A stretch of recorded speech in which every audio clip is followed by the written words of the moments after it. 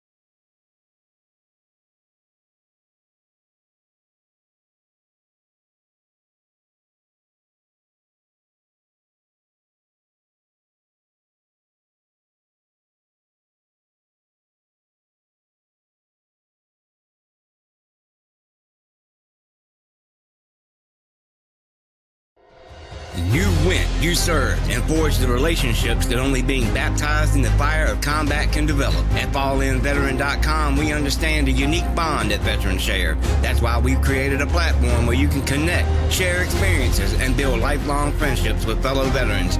Signing up is easy.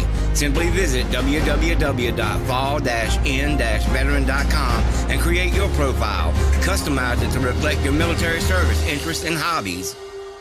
FallInVeteran.com is more than just an online community. It's a support network where you can find resources, advice, and encouragement from those who understand what you've been through.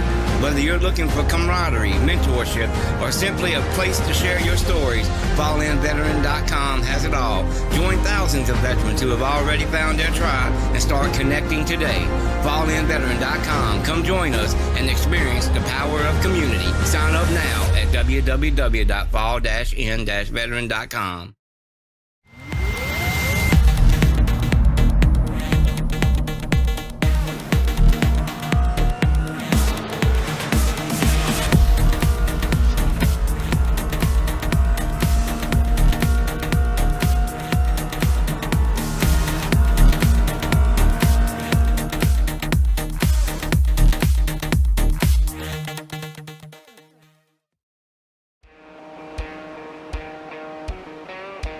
Hello and welcome, ladies and gentlemen, to the Super ISCA Super Cup Series. I was getting ready to say Super ISCA Series, but we're here. We're ready to be here. As you can tell, we're a little out of practice considering we had 2 weeks off. Last week, we saw, of course, iRacing was dealing with quite a bit of technical issues. They were dealing with a DDoS attack, from what I recall. We are here, and of course, Indianapolis in the window here, the windshield. I'm definitely excited about this. This is a 2.5-mile racetrack, and it is probably, I'd say, the most famous racetrack in the entire world. My name's Brian Britt. Of course, Big Al is my broadcast partner here tonight. We got Kobe Jordan down behind the camera. Big Al, what do you think? I mean, this is where essentially racing started at this racetrack. Yeah, man, we're back to race on a field of bricks, and NASCAR hadn't been really running here that long, so this is one of the newer courses for us, man, and I think we're still really kind of cutting our teeth on it. I don't really mind the track. I think I like it. I think it's going to be a very interesting race tonight. No, I definitely think it's going to be a really interesting race. Of course, you're right. We haven't been at the Oval in quite some time. Of course, for the most part, in the last couple of years, NASCAR has ran at the road course, which, I mean, I'd say that has not been bad, to say the least. But, I mean, I do believe that we should be back at the Brickyard, getting back into the Oval. This track is classic. I mean, we've seen Jeff Gordon win a whole bunch of races at this track, and stuff like that. It's got a very storied history. As I mentioned, I mean, I think they started racing here in like 1910 or something like that. That was not long after the automobile was built. I mean, they were already coming out here and racing here at Indianapolis. So this place has just a storied history. Excited to see. I did take some time myself and ran a couple races this week in the A Open at this racetrack. And, man, this is actually quite a difficult racetrack. I mean, turn 1 and I'd say turn 3 are fairly easy, but getting off of turn 2 and turn 4, that's going to be the trouble spots of this racetrack. Very easy to get loose, very easy to get tight, hit the wall. It's going to be insanely difficult to pass at this racetrack this week. Dirty air is going to be incredibly important. Also, wind. Every corner of this track is going to behave differently just because of the way the wind works at this place. And you've even seen it up on our screens right now. Of course, the wind direction is to the south, about 12 mile an hour at the moment. That's actually a lot at this track. So that's something we're going to have to keep an eye on. But let's look at the details of tonight's race. What are we expecting? Let's take a look at it. Of course, we have 250 miles tonight here at Indianapolis. That equals 100 laps. As I mentioned, this is a 2.5-mile racetrack, so that makes total sense. Of course, stages are 20 and 45. Of course, the fuel window being 40 laps, that should make it to where we should not have to worry about fuel for Stage 1 and Stage 2. We have 6 tire sets altogether. Of course, 5 down in the pits. So definitely going to have plenty of tires to play with here tonight. And tire wear is going to be something that is going to be significant, just considering this place does eat them up. It's kind of a flatter track, and so that's going to be something to keep an eye on for sure. But Big Al, what do you think about it? I mean, have you turned any laps at Indianapolis in recent memory? Yeah, I believe it would have been circa 2019. Wow, that's 5 years ago. Yeah, I had not actually turned any laps here, Brian, but I do have a question for you. How do you think the draft is going to play in tonight? Because usually, especially once we're dealing with the Indy cars, they actually, these guys are trying to break the draft every time they come on a straightaway. You think that's going to be play out here tonight? Yeah, I do think that's going to be something we'll see here. These next gens, even though they're not quite as quick as the Indy car, there still will be a big draft effect. You're going to see, if you're able to kind of maximize your exit speed on the corners of 2 and 4, and you're able to kind of set up that next driver, if you can get a good draft on them, you could possibly set up a corner and a pass on the straightaways. I think that's going to be where the most of the passes are going to happen, is guys trying to draft and do that slingshot engage essentially. But that's going to make you have to maximize your exit speed on the corners though. If you are not able to get a good exit, it's going to be very difficult to pass. But if we can, let's take a quick look at the points for this week to see exactly what everything looks like coming into tonight's race. And of course, it looks like Brandon Passalacqua at the moment is our points leader. It's been quite a couple of weeks since we last raced, so I wanted to get reapprise myself of this. Of course, Brandon Passalacqua is 38 points ahead of Brian Johnson right now. Of course, both of these drivers have been very, very consistent. Matt Niciani, he's in 3rd place. Of course, 52 points back behind our points leader. Patrick Gitter, who has the most wins on the season so far, 3 wins. He's in 4th. Randy Mullins is in 5th. Derek Heitman sits 6th. Josh Schaffner in 7th. Abner Acosta of course, who got a controversial win like a month or so ago, is in that 8th place position. He has 2 wins on the season. Of course, I think the other one comes at a road course. Tim Wortman Jr., he's been very consistent here. He's in 9th. Kenny Powell rounds out the top 10 in the points right now. Got kind of a quick look at that to see exactly where everybody stands. Of course, as we mentioned, those stages 20 and 45. ISCA stage points are incredibly important, and I think that's going to be the case here. I think these guys are going to be doing everything they can to get stage points. If we see a caution towards the end of one of these stages and we have a short run to the end, do not be surprised that some guys try to stay out to get stage points. Remember I said that, Big Al, it's very difficult to pass here, and if you can hold on, you could get some big stage points. Wondering what the actual is actually on the actual is actually. Okay, listen to me, guys. I'm wondering what the actual is for laps on a tank of gas. Yeah, we're seeing 40 as our estimated, but of course, I think a lot of that is going to come down to who's in the draft and who's not. If you're running into clean air, you're going to be burning more fuel. That's kind of just something that we see at all the 1.5 miles, all the 2-mile tracks, all the 2.5-mile tracks. Anything to where draft is a major factor, fuel is going to be a factor as well when you're in the clean air. So the guy that's in the lead, he's going to be burning the most fuel. So that's going to make him not have as much estimated in the tank. So that's going to be something to keep in mind. But one thing we do know, if that last stage goes green, we will see green flag pit stops. And this is a very easy place to speed at. Very tricky pit road here at Indianapolis. We have 30 seconds left in qualifying. I think now's a good time. We'll take a brief step away. We'll pay some attention to our sponsors. But before that, we'll play our national anthem. We'll be right back. Oh, say, can you see by the dawn's early light what so proudly we hailed at the twilight's last gleaming, whose broad stripes and bright stars through the perilous fight o'er the ramparts we watched were so gallantly streaming, and the rockets' red glare, the bombs bursting in air, gave proof through the night that our flag was still there. Oh, say does that star-spangled banner yet wave o'er the land of the free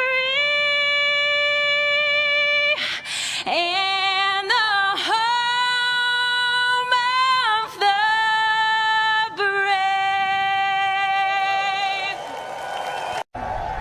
brave. Race fans, it is time for those most famous words in motorsports.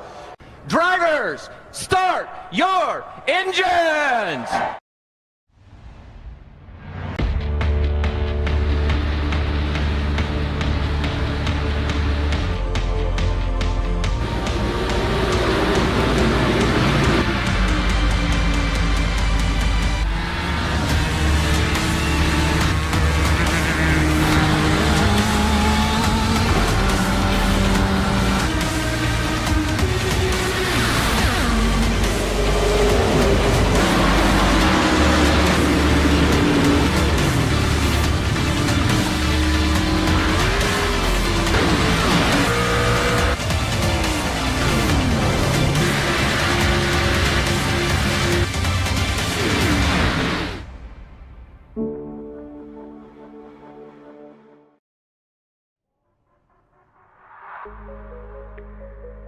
Welcome back, ladies and gentlemen, to the ISCA Super Cup Series.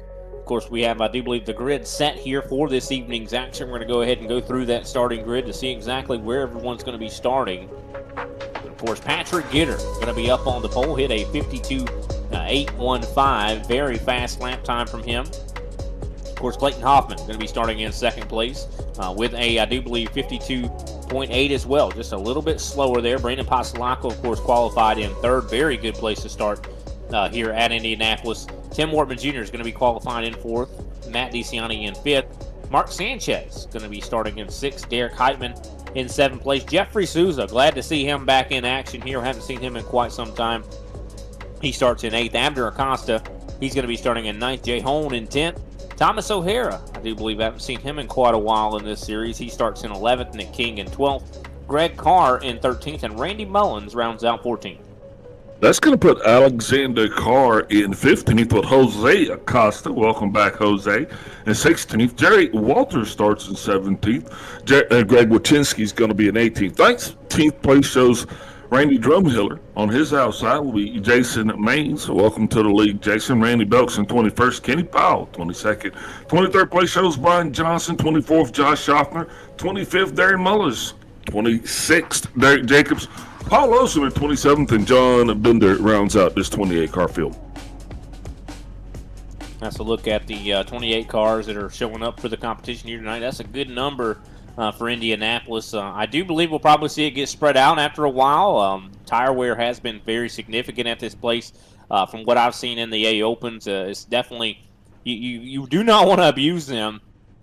And from what I've seen as well, no matter what setup it seems like you're running, eventually the car starts to get really, really loose on you, or you start to deal with a really, really tight condition. And those can be disastrous at a track such as this, just considering, as you can see even from this shot right here, coming off of turn 4, there is a wall on either side that if you get loose, you're going to hit the wall. If you get tight, you're going to hit the wall. So either way, there's a wall waiting for you. So that's something you're going to have to really watch out for at this place. I know it seems like there's a lot of room at this track, and there is, but whenever you're losing it, that room kind of goes away quickly, you know? And then, of course, you do get very close to the wall at this track as well.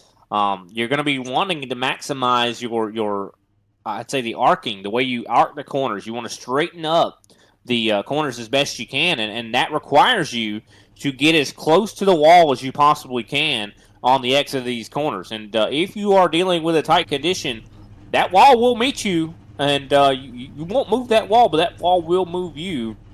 Another thing, too, to just to reiterate the wall, a little bit of side draft you can actually achieve, you know, just by sticking up against the wall like that as well. So you'll see drivers are going to want to try to get that to just maximize the draft effect. Yeah, definitely. Of course, here we go. It looks like we are rolling here. Patrick Gitter now hitting the gas there, moving up as we are now rolling, getting ready to get this thing underway. Glad to be back racing here in the ISCA. I know we had a couple weeks off. Of course, we were off for July 4th. So definitely, hopefully everyone enjoyed that holiday. And, of course, we had a little bit of an impromptu holiday last week. We were supposed to run Pocono Raceway. From what I do here, I do believe we are going to make up that race, if I'm not mistaken, in the coming weeks. Of course, the next couple weeks we will be, I think NASCAR is actually not going to be in competition, if I'm not mistaken. We'll have some off weeks to where ISCA, of course, will still be in action. So we'd love to have you kind of scratch that racing itch with the ISCA, hopefully barring we don't have any iRacing issues. Here we go. Down the backstretch we go, preparing to enter turn number 3.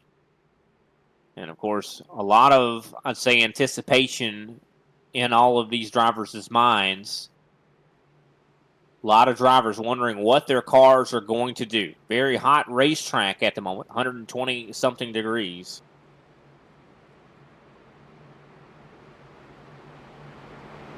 124 degrees to be exact, and of course the high winds as well going to be impacting these drivers around this racetrack. And this is one of the tracks I gotta say is probably the most it's the track that you feel the effects of the wind the most. So watch out for that. Watch guys making adjustments on their race cars based on what the wind is doing. I mean, that's just a crazy thing to think about. But that wind will change the way that the racetrack handles. One side of this racetrack looks identical to the other, but the wind makes the track completely different. And here we go.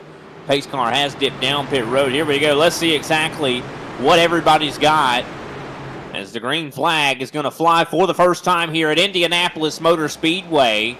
And a really good start there for Brandon Passalacqua. Has to check up, though, because of Patrick Gitter not able to really get to the gas pedal as quick as Clayton Hoffman does. Hoffman somehow able to beat the leader to the green flag. As we are side by side for that lead, can Patrick Gitter hold on to this position, or will Clayton Hoffman take it? Clayton has the top side. He gets a good run down the backstretch, and we will have Clayton Hoffman, who started in second place, already leading possibly this first lap. But I don't know, though. I do believe we're going to see maybe another challenge here. Here comes Patrick Gitter to the inside. Yeah, these guys are definitely going to be going back and forth, Brian, because they understand the value of being out front. Like you said, there's going to be a tricky track to pass on. It's the 1-9 car. Gets into that side wall a little bit. Jay Holm looks like he continues to go. Just got himself a strike. Yeah, very easy to hit the wall at this place, as you can clearly see. And Jay Holmes going to be dropping through the field. He falls back to 15th position. As well as we see some other drivers still. I mean, you see Jay still trying to hold on. We see some guys challenging for positions. I do believe that's Thomas O'Hara in the 117 machine. In 13th, he's challenging for 12th on the inside over Andy Mullins. And you can tell that higher line actually seems to be a little bit faster at the moment. Now, I'm not sure if that's going to continue to be the case, but for now, you're able to kind of make the corner a little bit straighter with that higher line. I don't know what it's going to do to your tires as Clayton Hoffman leads. 3/10 on Patrick Gitter at the moment. Brandon Passalacqua, of course, still sitting in third. Tim Wortman Jr. fourth. Matt DeCiani is in fifth. Derek Heitman has moved up to sixth place. Abner Acosta about a half a second back from Heitman. We're starting to see a lot of spreading out already here, only on lap 3. You see Greg Wachowski challenging, I do believe. You see, I think that's Alexander Carr right there above him. Yeah, you actually pointed that out as well as called that, Brian. But the fact that it would definitely thin out sooner than later. Now, I should specify, or should clarify, that actually was the 42 of Jose Acosta. I thought that was Alexander Carr. But like you mentioned, glad to have Jose back in the series. I know, we're so used to seeing that 42 out on the racetrack, and it'll be curious to see what he can do. I know he's been spending a lot of time in the officials, really honing his craft. So would love to see, what has he learned? What is this a new Jose that we're going to see here tonight? What's wrong with the old Jose? Well, I mean, he's always been a little bit slower than his brother Abner. That's what I'm saying. Has he caught up in terms of pace than Abner? Okay, well, that definitely be a little bit of sibling rivalry there. So I definitely would love to hedge the bets on that one. But, one thing I'm going to say, though, a lot of guys are slower than Abner.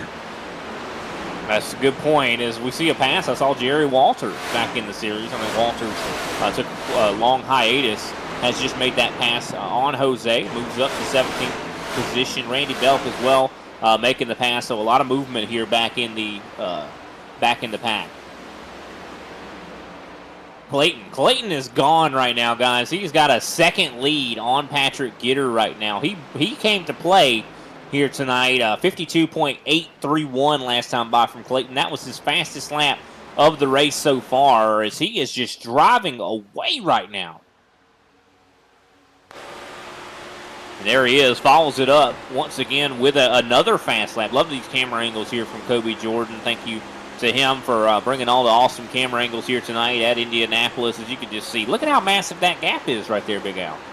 Yeah, I think he's definitely got something to prove, and he doesn't want to get caught in traffic. So he's trying to get his lead out there. So if we do come into a situation where the tires get worn out, you're going to have still a hard time getting around that 96 of Clayton Hoffman. Yeah, of course, Clayton Hoffman always an incredibly talented driver. Very difficult to pass him. He's usually good throughout the whole run, short and long. As we see, I do believe, I think we're seeing a battle going on. Abner Acosta and Jeffrey Souza fighting right now. As you can see them fighting down the front stretch. Souza has had a long hiatus as well from this series. We know Souza very capable at adjusting on his race car as he's going to try to get underneath the 55 here. And there they go, side by side. Souza able to get this inside line. And this is going to be, I think, on the longer run, this is going to be where the passes are going to be made, on that inside line. If you can get underneath someone on the entry to the corner, they're going to have to move up. And it is a longer distance around this already long distance of a racetrack. But Abner's not going to be letting him get away too easily. You can see he's definitely hounding the rear end of that machine. Now, one thing about it I want to point out, Abner, of course, got passed by Souza. Souza was in the draft of Abner, but now Souza is in somewhat clean air. He's going to start to maybe slow down a little bit more because of that clean air. Yeah, and do you think Abner's really pushing it, or do you think he's in conservation mode right now? That's a good question. Usually when we see Abner out here on the racetrack, he's in conservation mode. So I think that's what he's doing. He's kind of slowing down a little bit. You see Mark Sanchez, very good qualifying position. He's up to 9th place right now, following right behind Abner. As I do believe we're seeing a pass there. Randy Drumhiller making a pass there on, I do believe that is Jerry Walters. And that is further back. I do believe that's around that 21st position. Jerry Walters was up to 17th, so something must have went wrong for Walters. Seems like the car seems like to not be handling as well as it should be at the moment. So we're watching Jay Hone fighting with Greg Carr. That is right behind, of course, Randy Mullins. A little bit of a blinking issue there for Hone. But Hone, of course, we saw hit the wall a little bit earlier. Nice recovery from him so far. Yeah, but I'm starting to wonder if maybe his blinking condition had a little bit to do with him actually impacting the wall. But, nobody wants to be around that guy that's intermittent. You just can't really count on where he's going to be. That's a good point. But it looks like he is solid for the moment, as he is going to be able to fall in to that 12th place position. He's able to defend against the 25 of Greg Carr. Here comes Alexander Carr, though, on the inside of Thomas O'Hara. I just want to say that the blinking problem really mirrors a drinking problem if you think about it. If you got a guy that's a heavy blinker, you get it because he's a heavy drinker. It's just, you just can't count on him.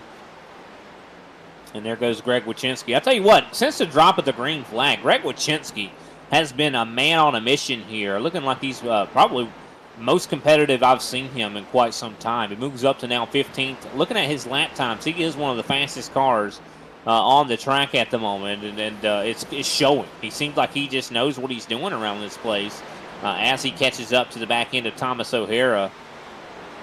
So definitely level one I'm seeing there. Yeah, pretty sure a lot of these guys got some much needed seat time here, but especially because we haven't been here in so long. So this is a track that you really kind of had to go to work on. You couldn't just kind of rely on your experience, if you will. Yeah, no, I think a lot of guys had to put a lot of practice in, especially for the setup. I would not be surprised that a lot of these guys just, they had old notebooks, right? I mean, the notebooks that they had from last time they were at Indianapolis Oval were probably pretty old.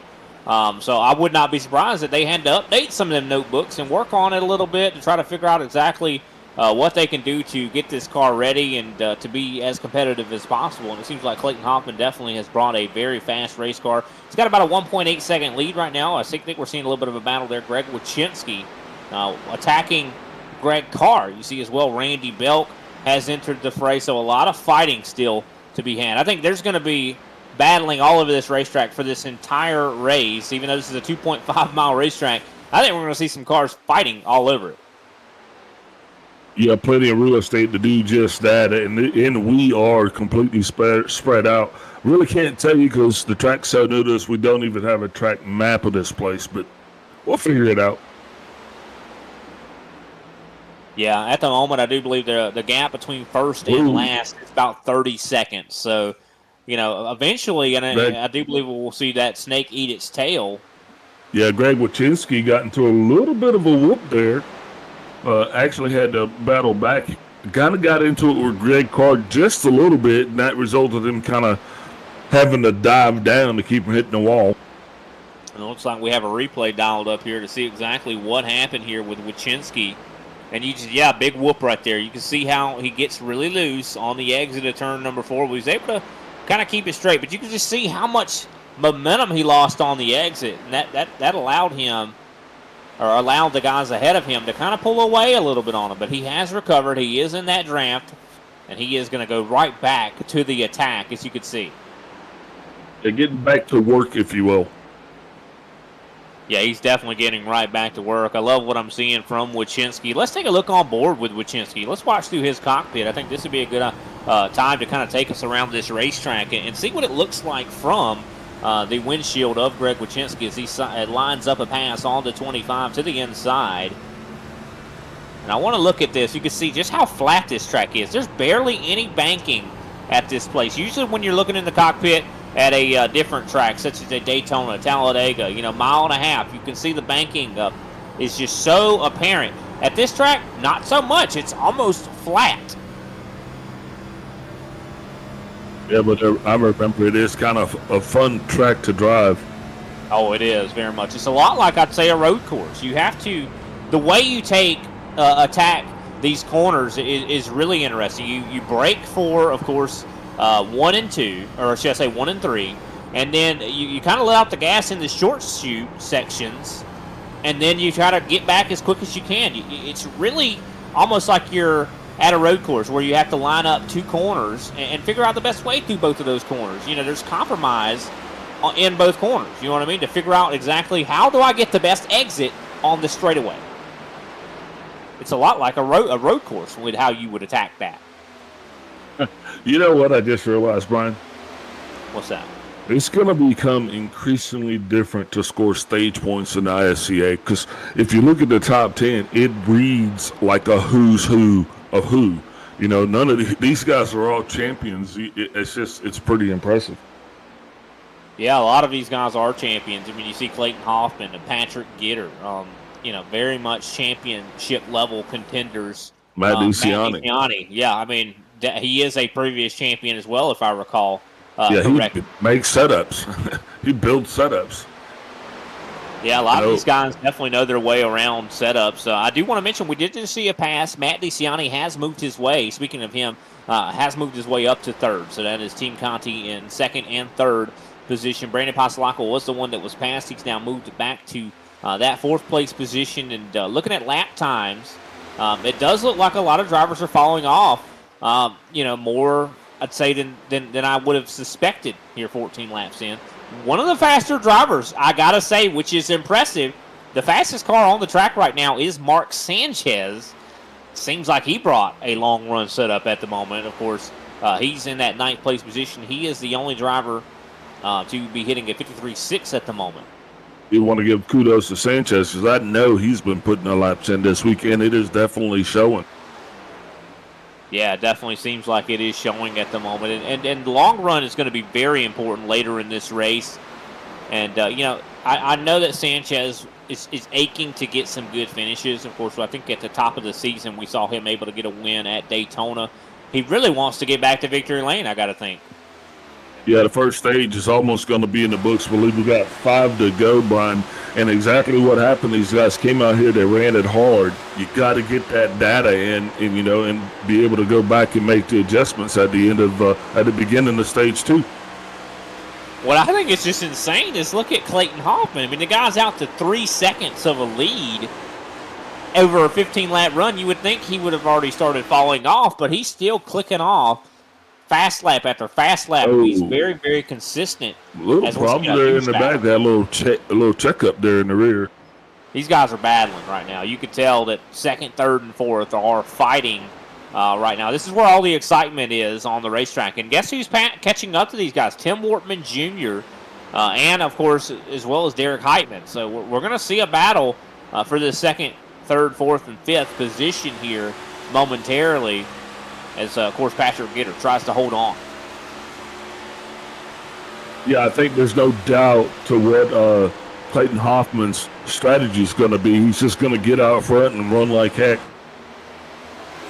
Yeah, who can blame him? I mean, he seems to have brought the race car to be able to do it. I mean, you're shocked to see someone within, a couple laps pull out to a second lead. I mean, like, that's not usually how races at Indianapolis work. You don't pull away to a second and then continue to pull away. That's you usually okay, his tires are burned up and he's going to fall back to the rest of the drivers. But he has not in any way, shape, or form fell back to the rest of the drivers. I mean, over 17 laps, the guy has fallen off, of course, but nowhere near as much as the rest of the field. So I think that might even speak to the clean air, Big Al. Could that also speak to how good clean air is currently? Yeah, absolutely. But Brandon Pasalacqua is on the move as he now gets by Patrick Gitter, and falling back would be the one of Matt DeCiani, as he has lost 2 spaces right now, and he's possibly going to lose the next because he's got Tim Wharton Jr. just nipping on his heels. And if I recall, if I'm not mistaken, I do believe Brandon Pasalacqua currently is our points leader. Has not won the most races this season, but he has been incredibly consistent. I think that's what Mr. Consistency, that is Brandon Pasalacqua right now.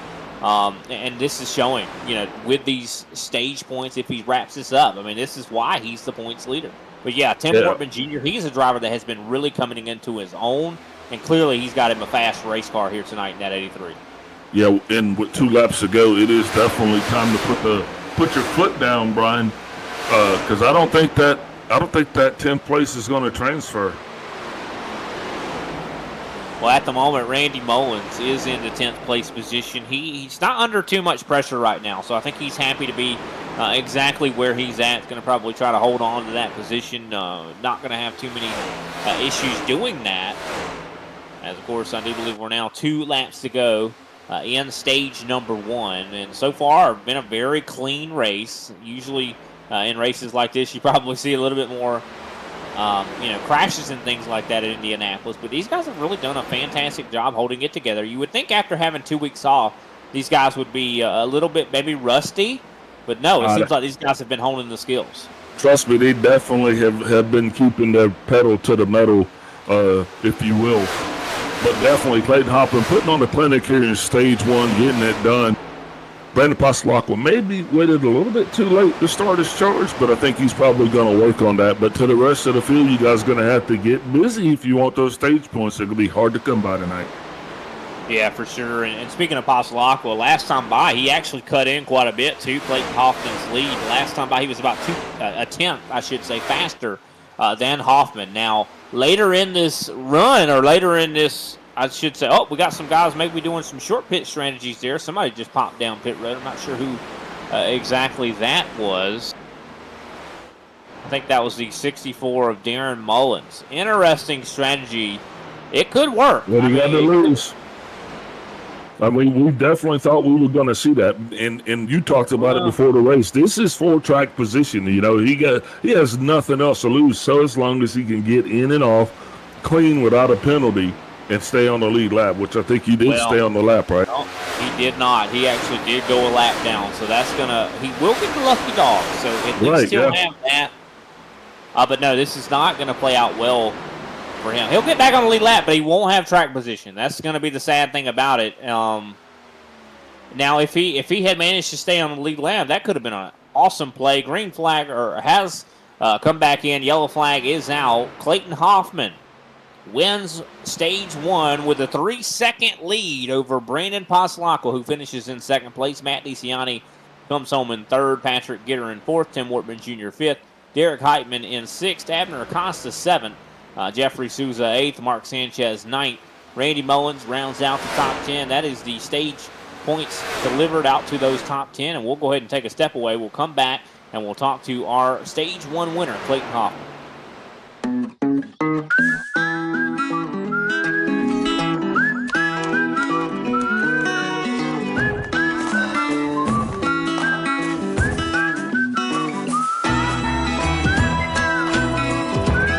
We believe it means more when something's made by hand here at Cracker Barrel, and we hope you think so too.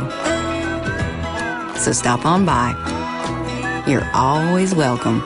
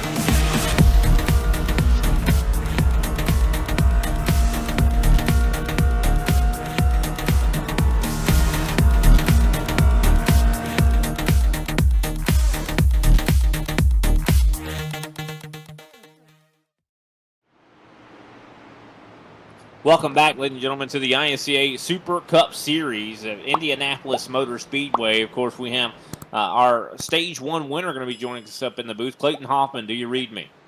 Yes, sir. Clayton, man, definitely seems like you brought a hot rod here tonight in that Nitro Racing machine. You pulled away to over 3 seconds. I mean, we were kind of curious. You pulled away to a second in the first couple laps. And then you just didn't seem to be slowing down. What is the secret here tonight? I just got a really good setup, and I'm not sure what the other guys were doing. I know my my fastest 20 lap pace. Stage ended on lap 20, and I got lucky with the roll of the weather. I'm running in my week test weather is the exact same track temp, and it's almost the exact same wind direction. So it pretty much was just like testing, honestly. So yeah, I knew exactly how to drive the car, so that might have helped me a good bit there too. So yeah, I just ran my ideal 20 lap pace, saw I had a chance to break draft, and made sure that I broke it.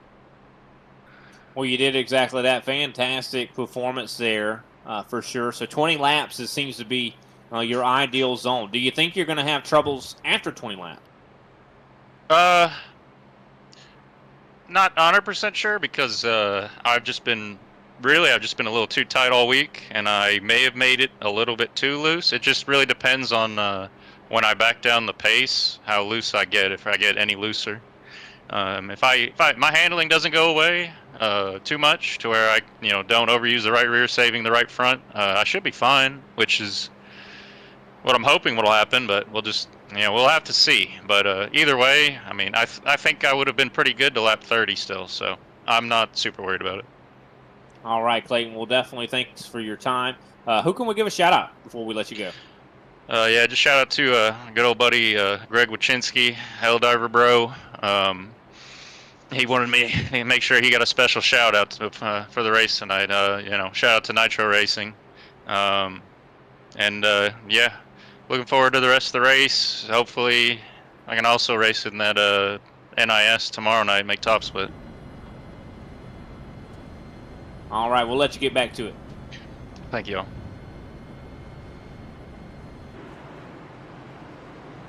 All righty, that was Clayton Hoffman, driver of the 92 machine. Definitely good to talk with him, and I got to say, he sounds confident, Big Al. Yeah, well, I mean, I would be too if I put the field down 3 seconds behind me there. And good shout out to Greg Wachinski. That was really nice of him.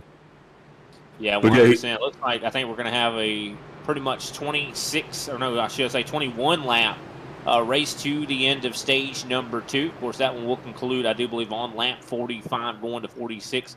Pace car now dipping down pit road as we get set to get this thing back underway. Clayton Hoffman, of course, he's going to be leading the field to green. Can maybe someone else answer here as Clayton takes off? Look at a great restart there from Clayton Hoffman. He is gone already. Can he break draft once again, or has everyone become wise to his game here?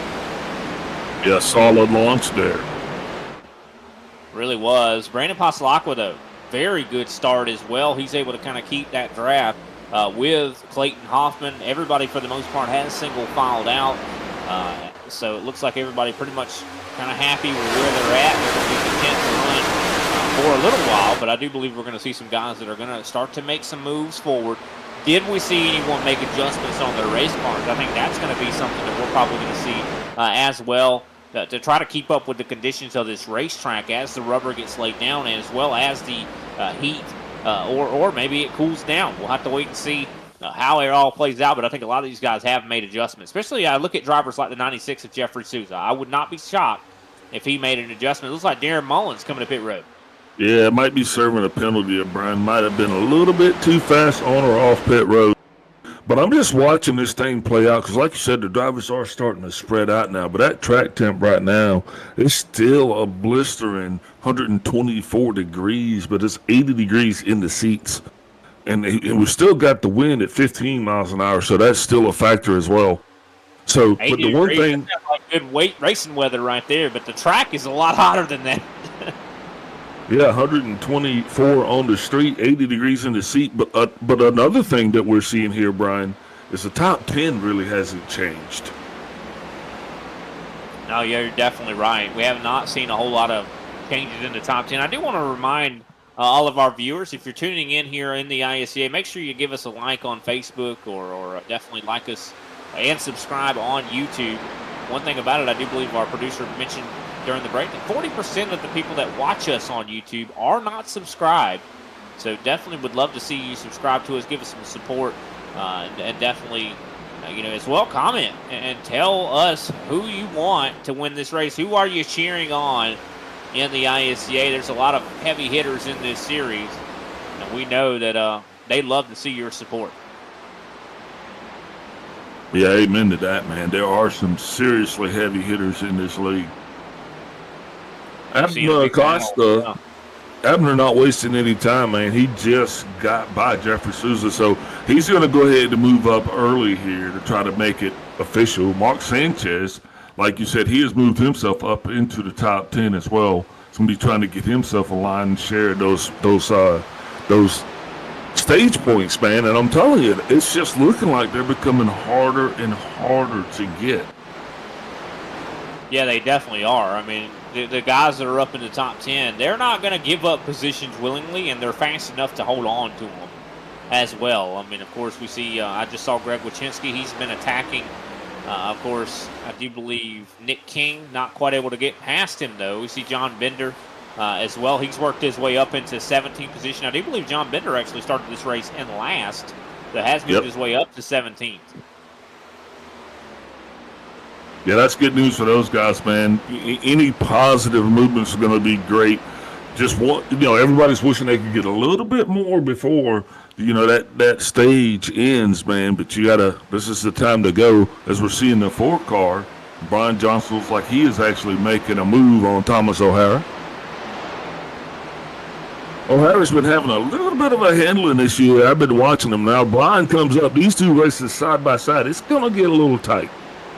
They're getting a little bit tight for sure. They are beating and banging quite a bit as the 117 is able to secure a solid exit of turn 2. Now that just shows you how difficult it is to pass. I mean, even though Brian got underneath the 117 of Thomas O'Hara, O'Hara was still able to get a launch off the corner that kept him in front of the 4. So, and that's just got to be incredibly frustrating for the 4 of Brian Johnson. I mean, Brian Johnson, who sits second. And the 50. Yeah, you see Jay Hone as well as in the 19 there. Hone having a really successful run here tonight. I don't think Thomas is going to get an invitation to the Paradigm Picnic. I'll just say that because these guys are probably not too thrilled stuck in traffic right now. No, I definitely agree. As Patrick Gitter fights his way past Brandon Pasalacqua, Pasalacqua falls back to 4th. I will say, though, it does look like Pasalacqua has better long-run pace than Patrick Gitter and Matt DeCiani. And would not be surprised that maybe Clayton Hoffman working together with the Paradigm drivers. We see a little bit of a blink there, I do believe, from Jay Hone. So I would not be shocked if we see these Paradigm guys kind of work closer to the front. I'm shocked that we're not seeing them already closer to the front. We see Brandon, who's already up in the top 5. He has kind of been the flag carrier in a way for Paradigm. I want to see Brian and Josh make their way up into the top 10. Yeah, they definitely are, man. Josh and Brian Johnson are definitely on a move. But this cake's been a little bit hard for Paradigm to cut, man. And I've been watching this, but it looks like they finally kind of got their wheels behind them, and they're going to move to have more cars in the top 10, which is good for them, but it's going to be bad for some other teams. Yeah. Of course, Paradigm is one of the most competitive drivers. They're the most competitive team. I can't talk, apparently. They're the most competitive team besides, I think, the Team Conti, group. As you see, Brian Johnson gets into the wall a little bit there. We're watching as well Jeffrey Souza battling with Abner Acosta. They have been fighting essentially since the green flag dropped here for stage number 2. Do want to, of course, make sure everybody's aware. Clayton Hoffman has pulled away to 2.7 seconds here and is not slowing down. He is still the fastest car on the racetrack as we're watching that battle for 7. And what happens is Brandon's going to back off just a little bit the early stage of the early stages of the stage, and then he's actually going to put the hammer down. But Patrick Gitter and Matt DeCiani, they're putting the hammer down trying to catch Clayton, but for whatever reason, it's just not working for those guys. Like he said, he has broken the draft, and it's almost like he's running his own laps, which actually makes him faster.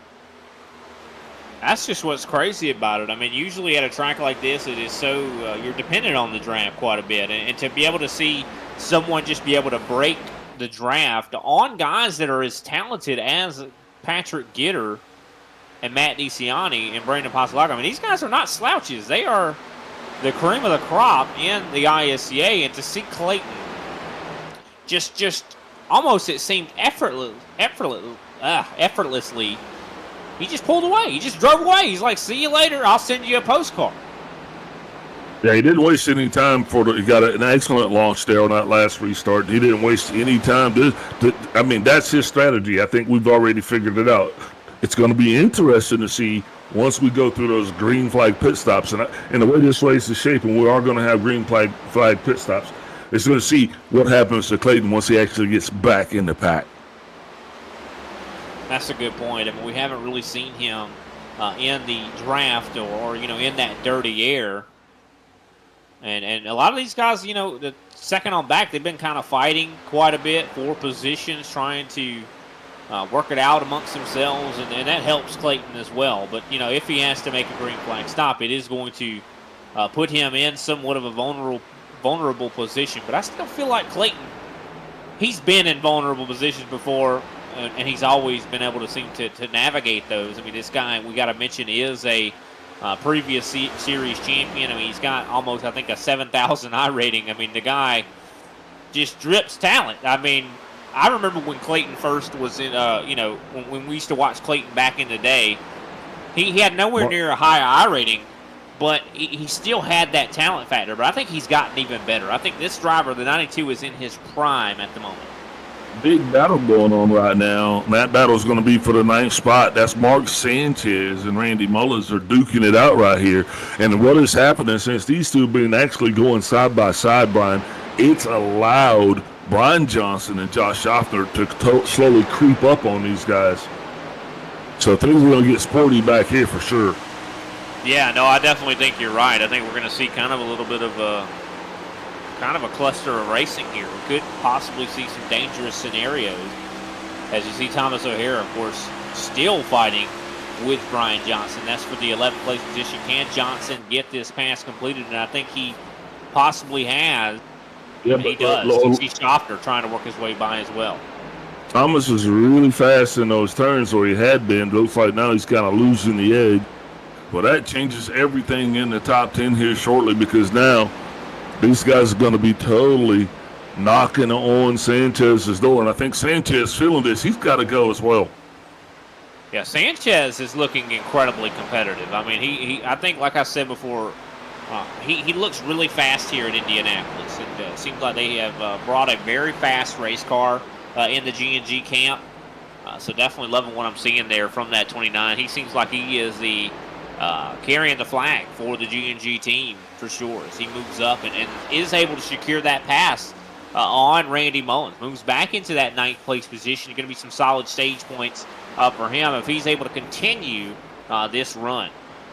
Now the Paradigm guys are stacked up, 10th, 11th, and 12th. Definitely going to be trying to break that suction that's keeping them out of the top 10. And they're going to be trying to pull some of these guys back, Brian. And the harder the guys are up front would normally race would work out, but these guys have been racing pretty hard back here too, so I think it just kind of is a stalemate. Clayton Hoffman now out to 4 seconds of a lead at the moment, as we see Matt DeCiani has taken over 2nd place. He passes Patrick Gitter and moves up to that 2nd place position. We also saw Tim Wortman Jr. He is still kind of fighting pretty hard with Derek Heitman. So loving what I'm seeing here. I think a lot of guys have resigned to the fact that they say Clayton's gone, let's just race each other. Yeah, absolutely. I mean, you got to crack that nut. You got to figure out how, because you got to make this at least a challenge. You got to figure out how to drag Clayton back here. You know what I mean? There's got to be a way. There's no way he's got a 4-second faster car than everybody. These guys just got to crack that nut. I think he does. I think that's exactly what's happening here. I mean, I guess these guys need to get a fishing pole and try to see if they can't, try to see if they can reel him in. But it's going to be a tough thing to do for sure. I mean, Clayton just seems like he has got a very fast race car. But one thing about it, I mean, we still have just over 60 laps to go in this event. Who's to say the track doesn't completely change? Who's to say we don't see the wind all of a sudden change? We heard Clayton say this. He said that during stage 1, and it seems like in stage 2 as well, this track perfectly suits the way he built this setup. That when he tested this car, this is almost the exact conditions that he had when he first built this race car. So this is ideal for him. But iRacing usually doesn't stay the same, Big Al. Things change with the conditions of the track. The wind. Well, who's to say the wind doesn't shift and it's the opposite? That makes that car, the 92, start handling terribly, and everybody else might make them start handling better. I mean, all I'm saying is it could change in a moment's notice. And knowing Clayton, though, he is pretty good at adjusting that race car. Can he keep up with that? Because there is still a chance. We still have a whole nother stage to run here. We've talked about green flag pit stops as well. But at the moment, I don't know. 5 seconds. I don't know. If he's got a 4.5 second lead, it's just going to be hard for anybody to reel him in at this point. I mean, 5 laps to go right here in this stage at the line. Seeing some battling going on right now. Nick King, Jay Hone. Nick King definitely a little bit of wiggly there in that Majulis machine there. As he tries to hold off the 19th of Jay Home. You see John Bender, who started this race in 28th position, has worked his way up to 16th. I think right now he is the biggest mover of the race. Yeah, absolutely. He seems not to stop. He doesn't seem to be slowing down. As right now he was trying to make a meal of Joe Home. Jay Home actually thought that he was actually getting ready to reel in Nick King, and then next thing you know, he actually became the snack himself. I do want to mention as well, John Schaffner has worked his way up into the top 10. He's gotten by both Randy Mullins and Brian Johnson, his teammates. So Schaffner is on the move, and looking at his lap times, he's looking pretty fast right now, looking pretty competitive in that 50 machine. Loving that new paint scheme as well for 50. That's the corn man down there in the 50 machine. Yep. I'm just hoping that he'll still have a little bit once he actually does catch up to Mark Sanchez. Yeah, 100%. Of course, Brandon Paslakwa this run has not been as quick on the longer run. He's fallen back to now 5th place. Derek Heitman has gotten past him. Yeah, and definitely not what you want to be doing with sub 5 laps to go. You want to be moving forward at this stage in the competition, not moving backwards. So now it's just a matter to see how far back he does fall, Brian, before he actually, stops the bleeding. And it's really interesting. I mean, considering Brandon in that last stage, in stage 1, towards the end of the run, he was actually running very quickly. And now it seems like he, maybe not struggling, but he's just not quite as quick as some of the drivers around him. Tim Wortman Jr. is really fast right now. Abner Acosta is probably the fastest on the track at the moment. That was not a surprise on the long run.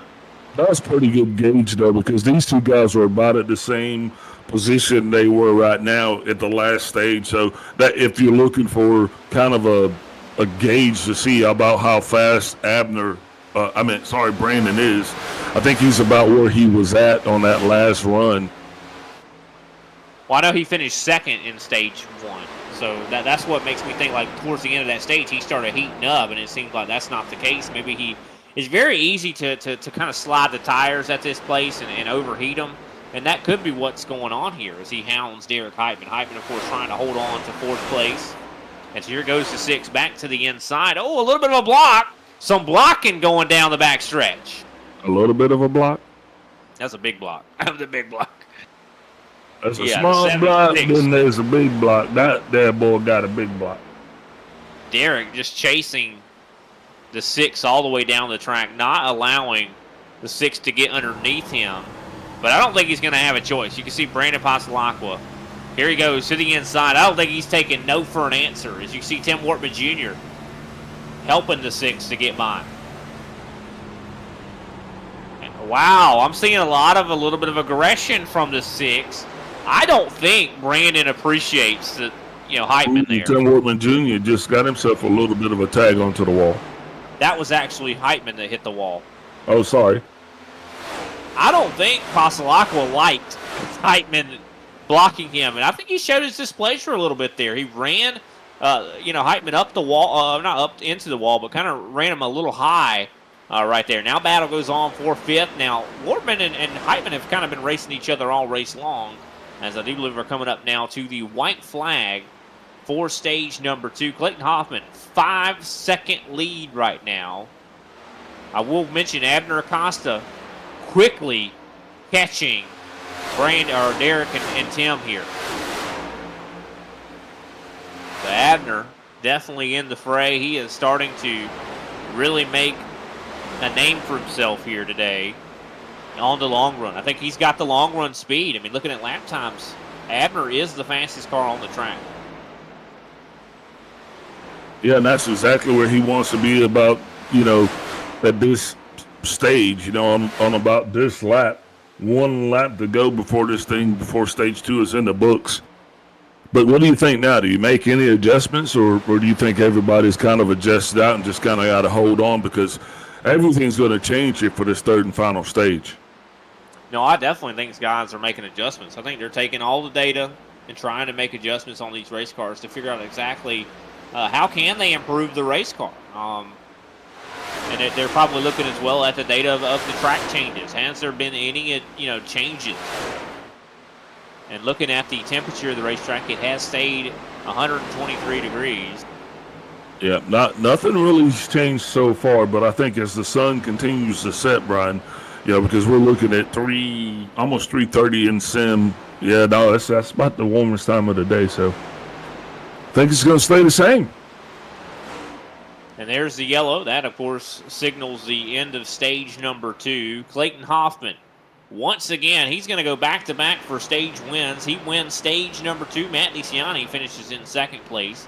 Patrick Gitter in 3rd. Brandon Pasalacqua 4th. Derek Heitman in 5th. Tim Wortman Jr. in 6th. Abner Acosta 7th. Jeffrey Souza 8th. Josh Schaffner up to 9th. 10th, Randy Mullins. With that, we're going to take a step away. We'll come back and we'll talk to whoever Big Al wants to talk to.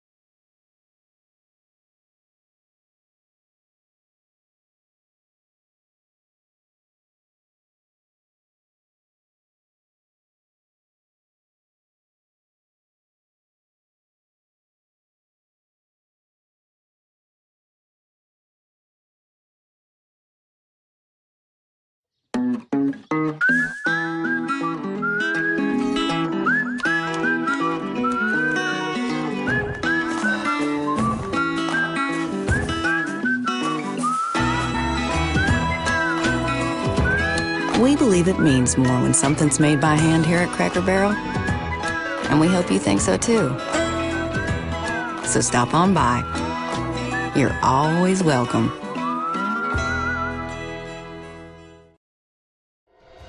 You went, you served, and forged the relationships that only being baptized in the fire of combat can develop. At FallInVeteran.com, we understand the unique bond that veterans share. That's why we've created a platform where you can connect, share experiences, and build lifelong friendships with fellow veterans. Signing up is easy. Simply visit www.fall-in-veteran.com and create your profile. Customize it to reflect your military service interests and hobbies. FallInVeteran.com is more than just an online community.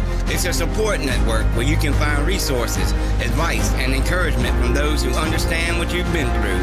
Whether you're looking for camaraderie, mentorship, or simply a place to share your stories, FallInVeteran.com has it all. Join thousands of veterans who have already found their tribe and start connecting today. FallInVeteran.com. Come join us and experience the power of community. Sign up now at www.fall-in-veteran.com.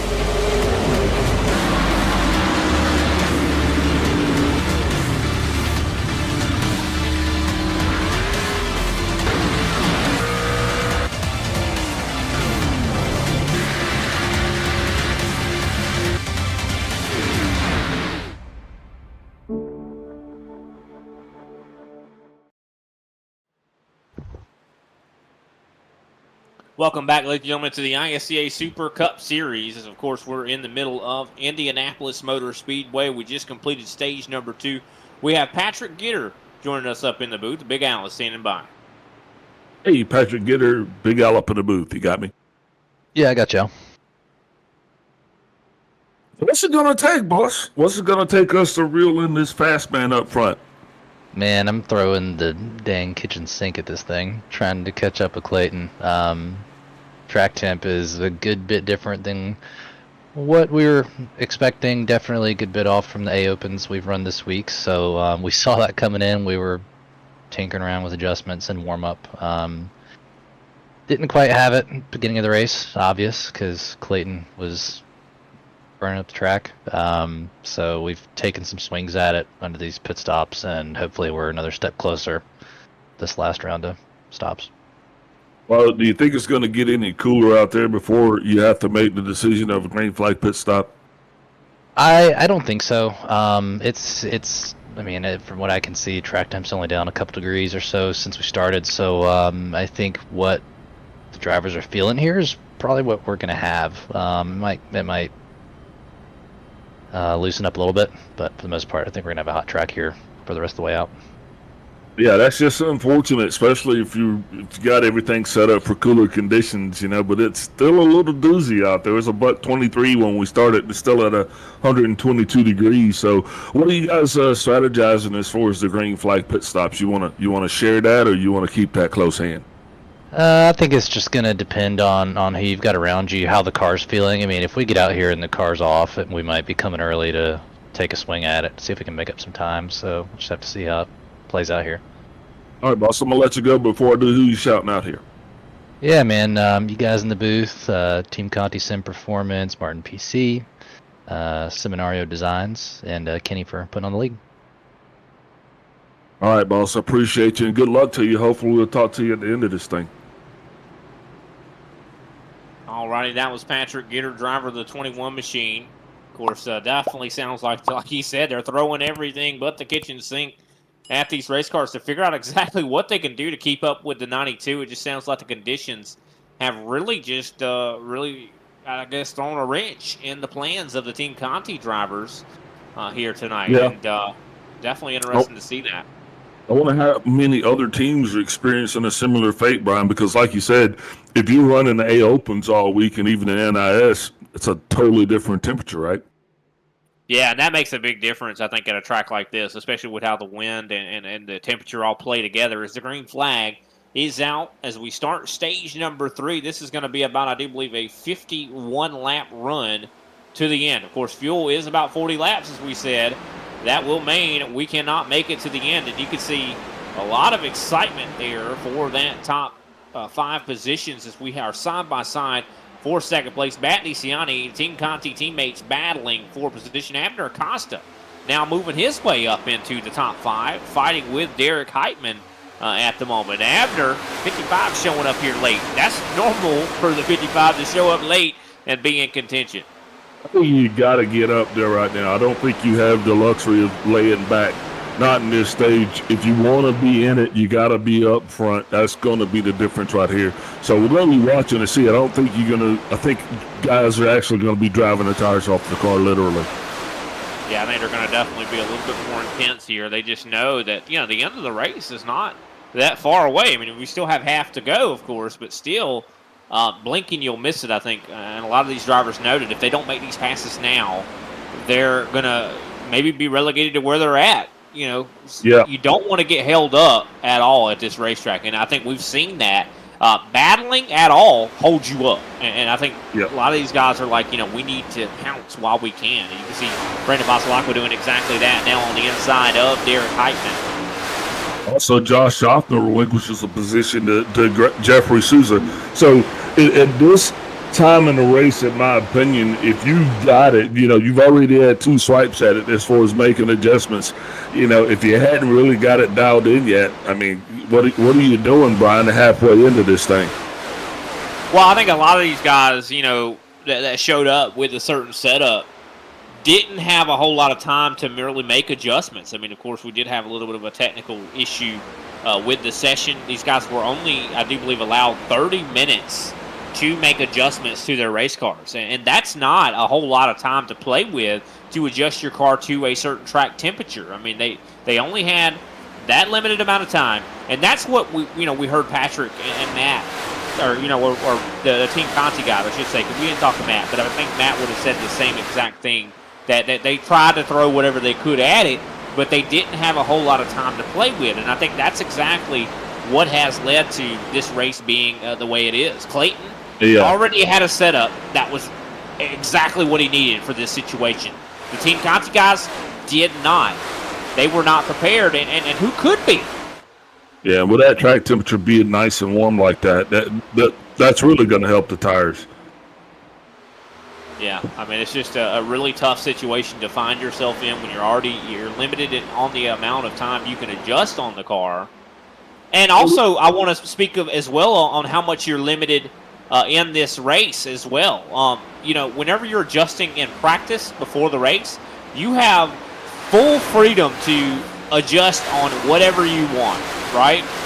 But when the green flag flies, you lose that freedom to adjust whatever you want. You're now limited to what you can adjust in your black box. You can maybe adjust your wedge, you can your spring perches, your tire pressure, your brake bias. There's not a lot you can really adjust, Big Al, once the green flag starts flying.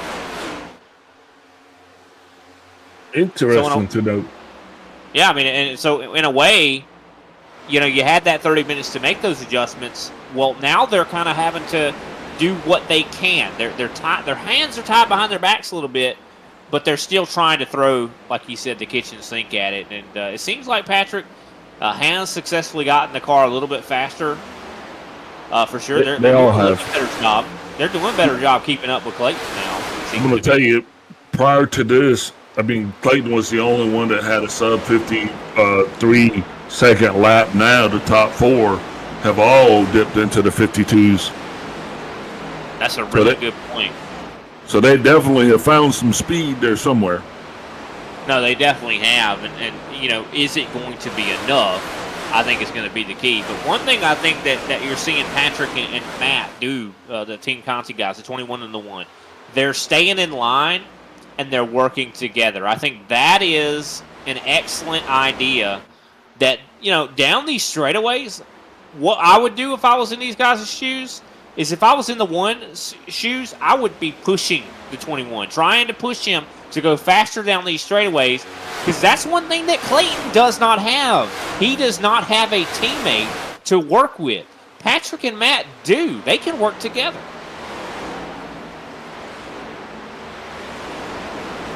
Yeah, that helps you a little bit, right? That helps you a lot of bit when you just got someone to even bounce ideas off of. You go this PSI, I go this PSI. You can do it twice as fast, especially when you have that camaraderie and you understand how each other drive. 100%.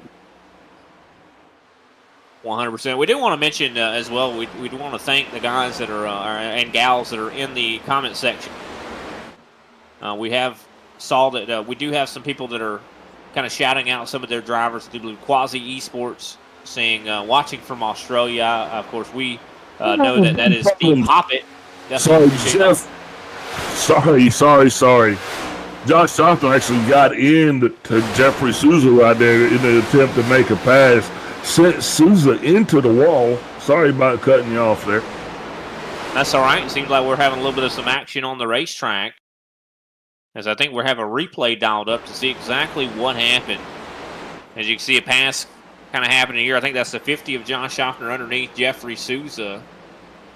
And it just looks like I think Schaffner got a little bit tight, a little bit of beating and banging there. And you can see Brian Johnson not wanting to let off that throttle, trying to still stay in it.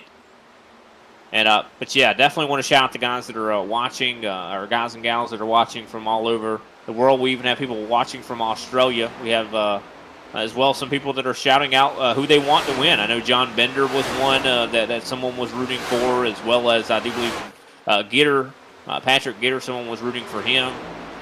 So just love to see that drivers or people participating in the comments section. Of course, Clayton Hoffman has absolutely dominated this race. I don't believe there has been a single lap that he has not led here.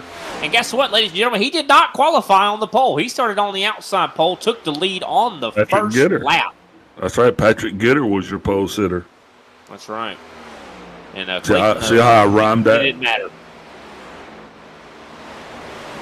Patrick Gitter was the pole sitter, but Clayton said it didn't matter. I'm going to take the lead either way. And of course, he literally has not looked back. I mean, he's putting on a Clayton clinic out here, but I'm just wondering how it's going to affect him once he does have to make that green flag pit stop and he finds himself in traffic, Brian, because everybody else that's in traffic, they're singing a completely different tune than what Clayton is.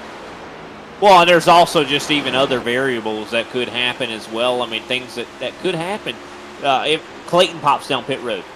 Once he's decided to go down pit road, let's say a caution happens right after that, and he finds himself, like you just said, in traffic.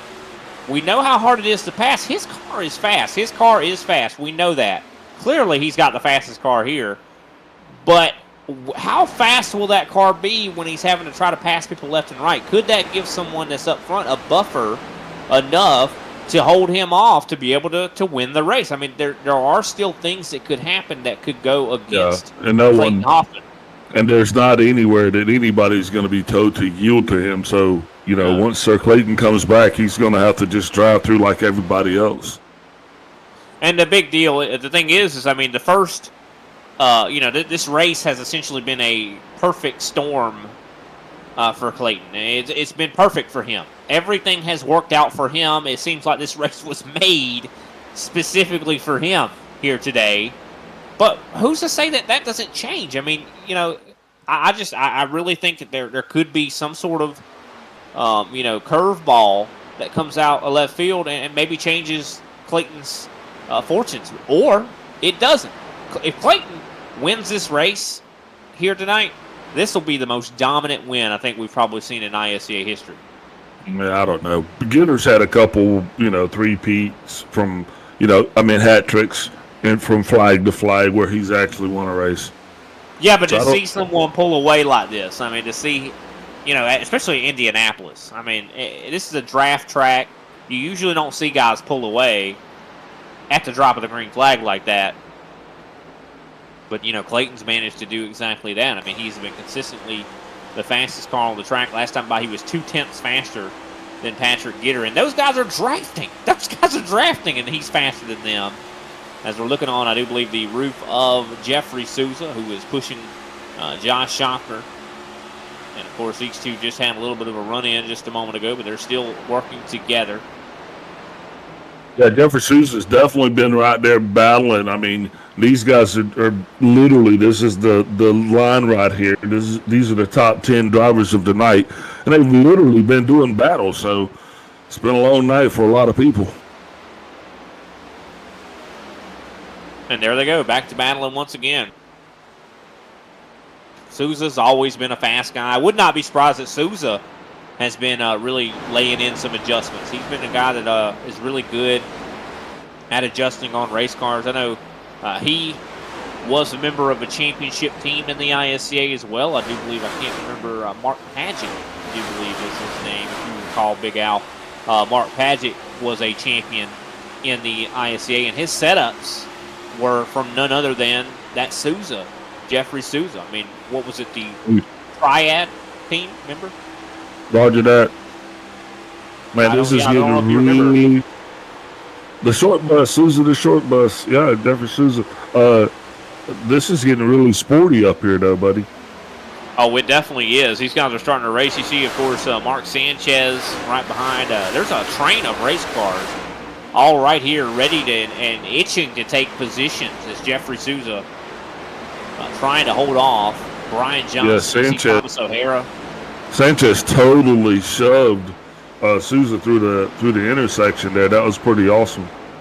Actually, I believe that was Thomas O'Hara. And that's one thing you'll see in this track too is tracks like Indianapolis. You can push someone into the corner faster than they want to go, and that's gonna that makes them a little bit. They'll have to either get out of the gas, or they'll stay in it and hit the wall.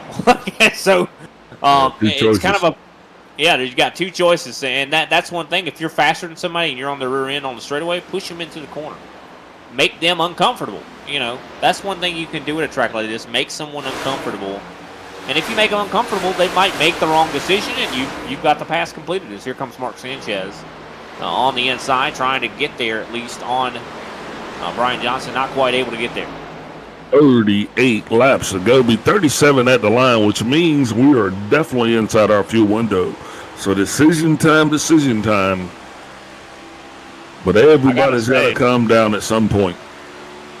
Yeah, no, 100%. I definitely think that we're going to see some guys make decisions probably in the next 10 laps, maybe even sooner than that. Yeah, I think it's sooner than that. I think 30 is the magic number here, in my opinion. Yeah, no, I mean, we'll see. I mean, of course, we're about 15 laps into this stint right now. So I think in the next 10, that's about 25. 25 to go, yeah. Yeah, I think that split it in half. I mean, I think that's what a lot of guys are going to do. A lot of guys are going to do that. Now, I think some guys might overcut, some guys might undercut. I think a lot of drivers might undercut here at this track because we know how important track position is and how hard it is to pass. As we see, some guys are racing really hard right there. I think we see Nick King fighting with Jason Maines. We haven't talked a whole lot about Maines here tonight. Yeah, welcome. Father of Garrett Maines. Welcome. Well, he's still Jason Maines though in himself. So welcome Jason to the league. Can't wait to see what this guy does. They are beating and banging right here. Hey, green flag pit stops have begun. I'll tell you what, we might end up having a yellow flag here in a second if these guys don't quit fighting this hard. They are fighting really hard right now. I think we saw. Got a car sideways right there. Caution is out. And that is the first caution based on an accident. Of course, I think exactly what we were just watching probably was the cause of the caution. I think we switched to Paul Olson for some reason. But let's see exactly what brought that caution. I believe it was the one car. Hold on. Yeah, go back to Jason Maines. It was the 45. That's who we're looking at. Jason Maines, he was just battling. And that was where the accident happened. It was him battling, I do believe, Nick King. Yeah, we saw those guys contacting before we switched over to another driver. And I think that after we switched away, something went wrong. Yeah, it was the one car right there. He was the car that spun. And you see these guys battling side by side. And it looks like, I think, the 45. Wow, just a little bit of a snap there. Oh, and Randy Belk, what a great drive for Randy guys. Belk. I mean, even the 25 car there's a lot of expert driving there to get around. That could have easily turned into a bad day for Belk. Look at this. I mean, I love that this is going to be a good angle here. We're seeing he is right behind. Look at the heads-up driving. He's immediately out of the gas, mashing that brake, and just barely misses Jason Maines. Let's see it from the angle of the guy behind him. Yeah, let's take it on from, I do believe, Greg Carr. Yeah, let's watch it from Greg, because Greg Carr could have pancaked him as well, but man, he was, just enough room right there. So very fortuitous situation. Just great driving from all these guys here. I mean, this could have easily turned into a big mashup of race cars. I mean, Jason Maines did not. Yeah, look at that. You see, Greg gets a little bit of the wall, but really doesn't hit it very hard at all. That's awesome. Good heads up driving.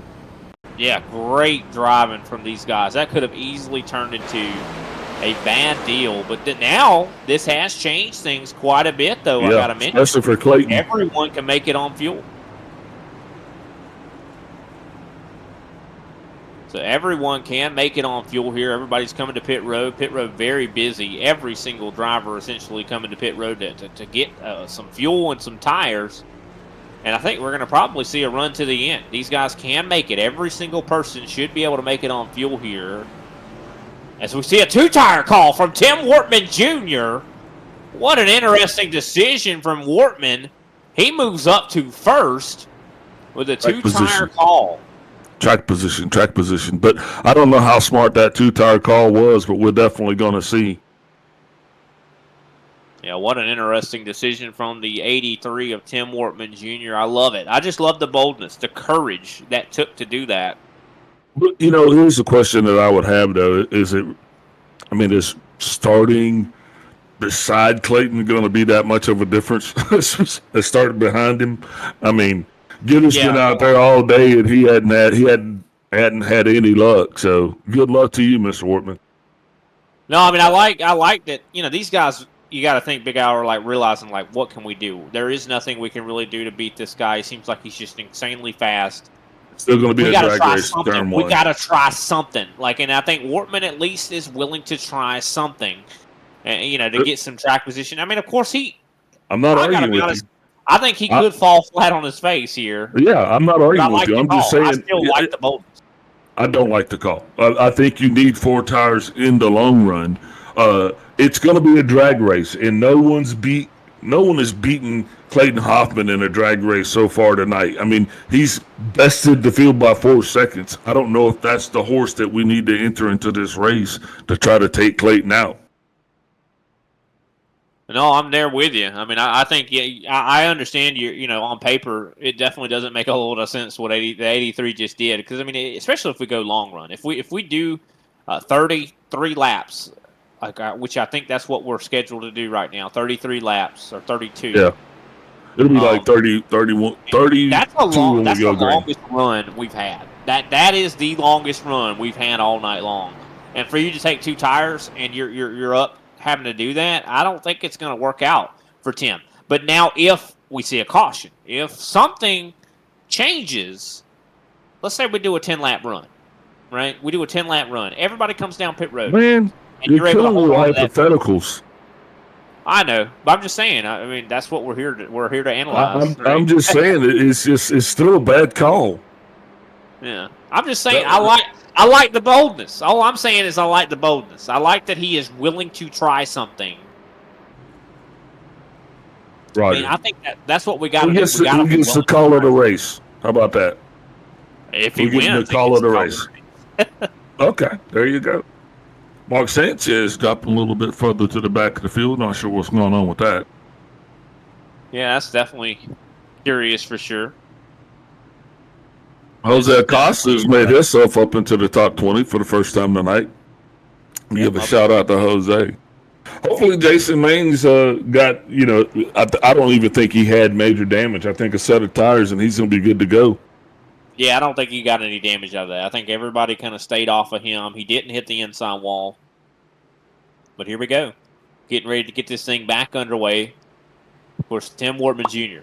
going to be starting up on the top spot here. Let's see, does he have any tire spin with those 2 tires? What does the handling look like for that race car? I think we're getting ready to find out. He's got to catch him sleeping. And here we go. Into the Geico restart zone in just a moment. And the green flag is getting ready to wave. And there it is. Green flag is now a good start from Tim Wortman Jr. Able to get to the gas before Clayton Hoffman does. He slides and up. And he even jumped up in front of him. What will he do into this corner, though? What will the handling be like for the 83? As already you can see Hoffman is hounding him. Yeah, I think he's gonna have a similar fate to Patrick Gitter. I think Hoffman's gonna move him out of the way before they get there. But looks like we got trouble back in the back of the field. Everybody's stacking up here, Brian. I think this might spell another caution here before it's too late. Well, look at this, though, Tim. Patrick Gitter has entered the battle. He says that if he stays out in front of Clayton and feeds him some dirty air, could this maybe help out the 21? 21 now up to the lead as he slides down in front of Tim Wortman Jr. Now, this is exactly what we talked about. Clayton getting in traffic.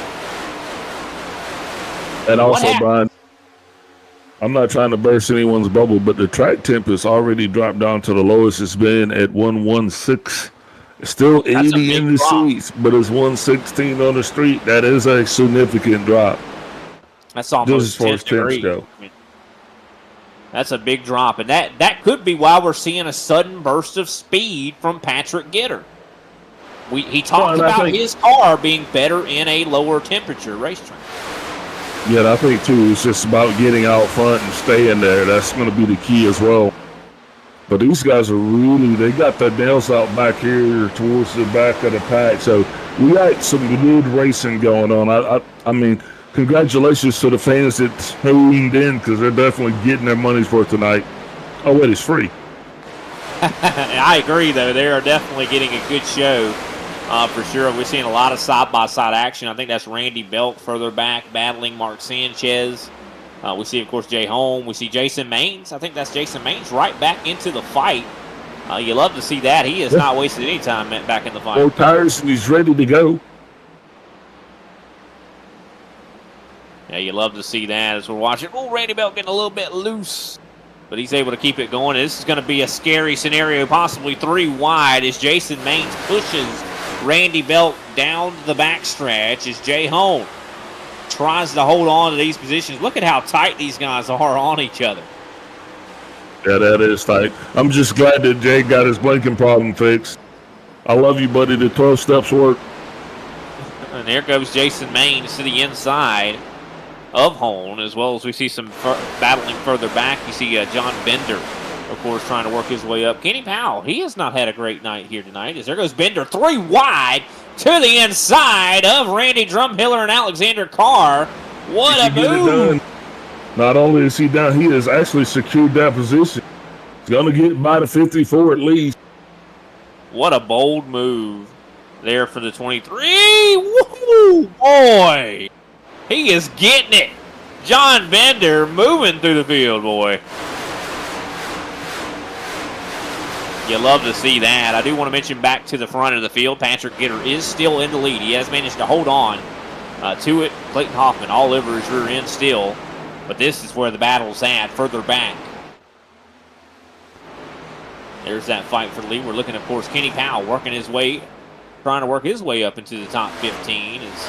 This is where the dogfight's happening further back. I mean, these guys are bare-knuckle brawling.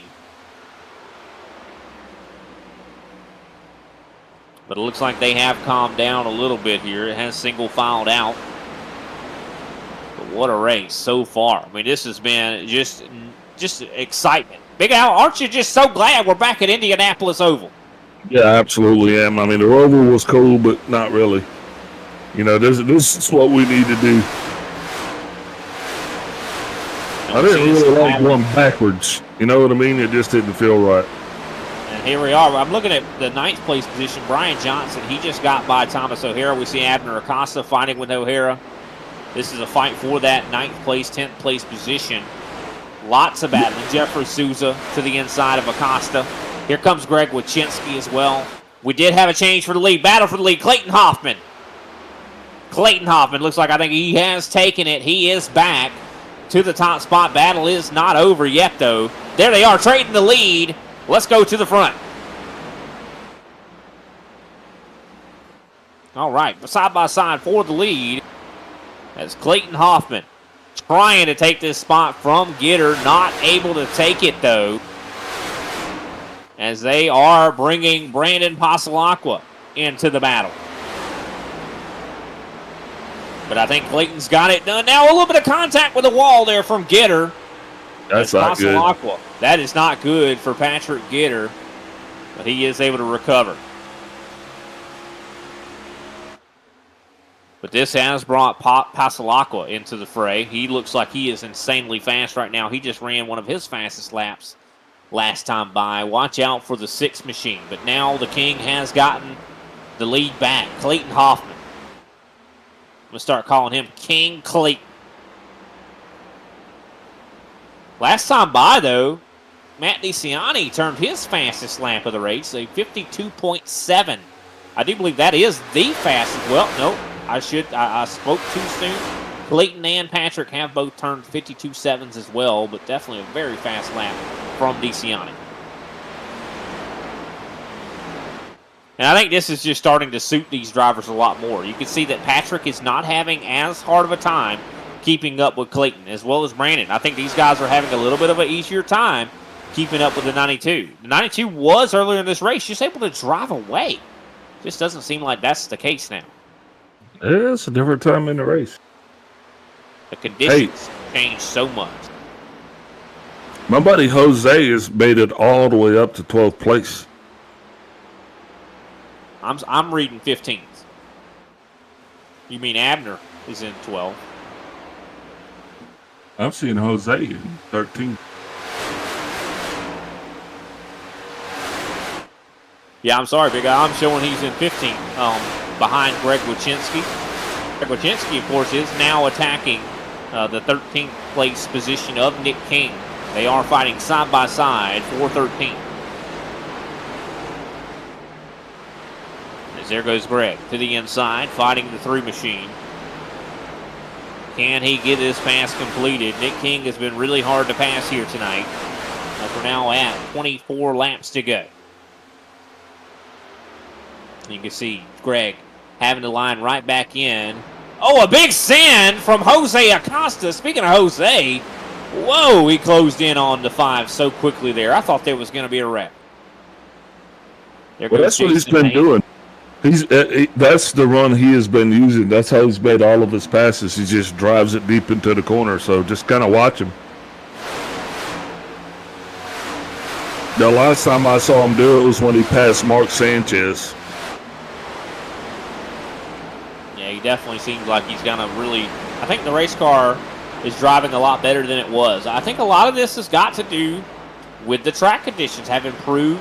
A lot of these drivers that have been running these A Opens all week long are now feeling like, hey, my car's handling like it has in the A Open. Yeah, I don't think Randy Belk is feeling that right now. Yeah, Belk, of course, has fallen back. He just got really loose off the corner. Jason Maines, though, closing in quickly to Jose Acosta's bumper. We're looking back to the front there. I think we see Brandon Pasalacqua still all over Patrick Gitter's rear end. I will say Paradigm has improved quite a bit here since the conditions have changed. Randy Mullins is 7th. Josh Ocker 8th. Brian Johnson 9th. I know they got to be happy with that, to be up in the points. Yeah, absolutely. But here comes Brandon. You can see Brandon desperately trying to get past Patrick Gitter. And there goes the teammate Matt DeCiani trying to take advantage. I'm seeing a lot more blocking here. That 21 definitely trying to make that car wide. And you can see Pasalacqua just in somewhat of enemy territory, if you will.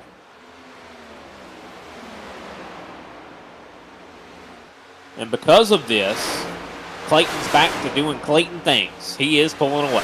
1 second gap.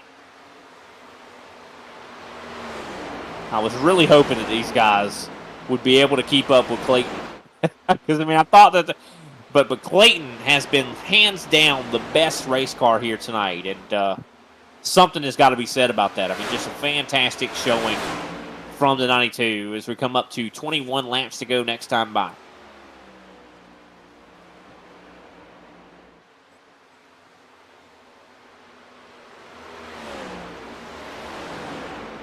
But definitely a great run so far as we see a battle back for 13th. Greg Wachinski and Nick King are fighting each other. A little bit of contact there. They are fighting hard, and they have a whole hungry host of drivers behind them.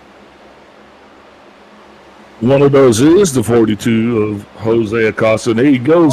Switch move by Jose as he gets by the 5 of Wachinski. Now he's going to go ahead and take it down into the corner. Matt DeCiani on his outside. He's going to try to drive that thing down on that king. Dayhone slowly slides back. I think he's trying to get his feet underneath him. I would not be surprised if something goes wrong here.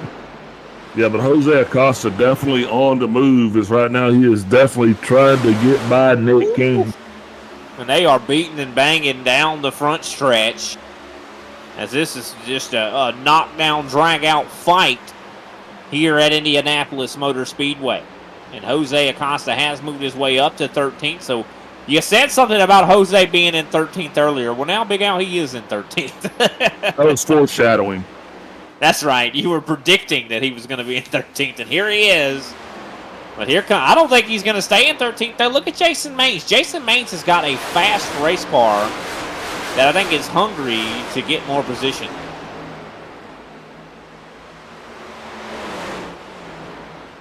Battle, though, is on for second place. Pasalacqua will not be denied. He wants this second place position so bad he can taste it as he's on the inside of Patrick Gitter. Gitter, though, has a teammate, and the teammate of Matt DeCiani continues to push the 21 around the 6. So every time the 6 is able to get a run, to generate a run, he's not able to capitalize on that run.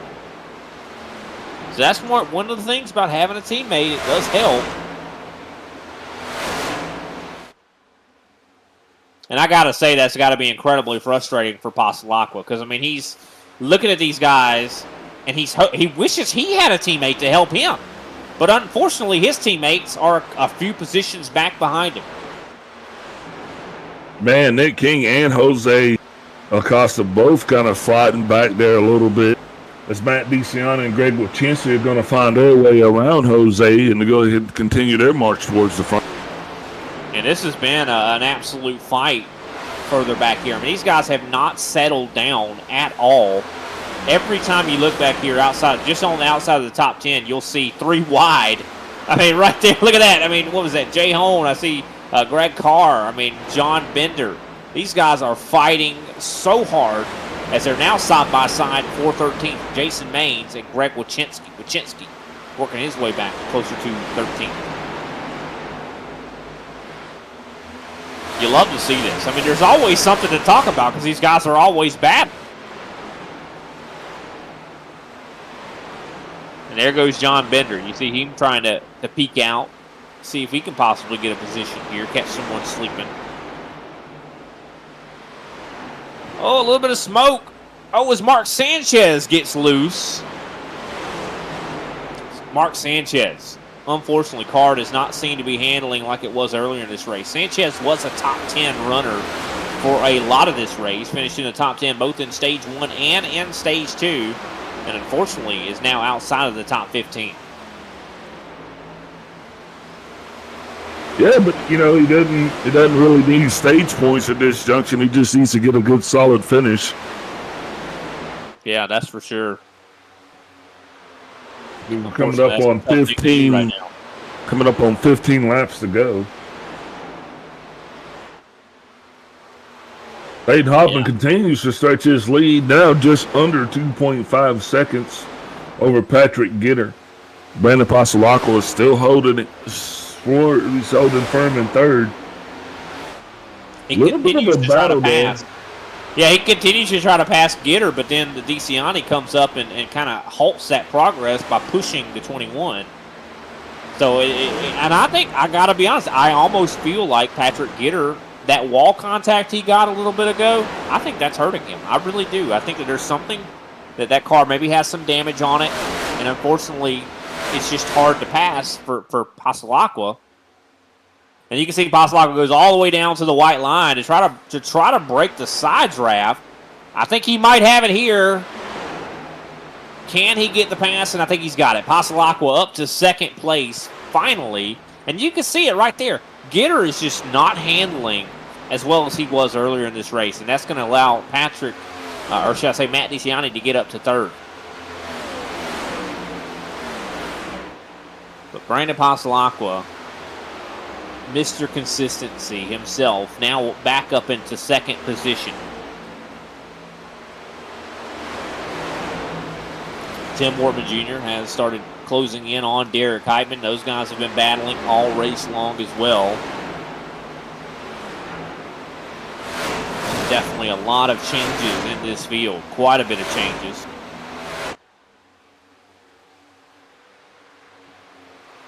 As it looks like for the most part, everybody has single filed out. See Jay Holm fighting with Jose Acosta. That's for the 14th position a little bit there. They're fighting. Mark Sanchez, he's side by side right now with Greg Carr. That's for 17th position. As you see Mark trying to get those positions that he lost. Unfortunately, not having the easiest time. He is going to get past Carr.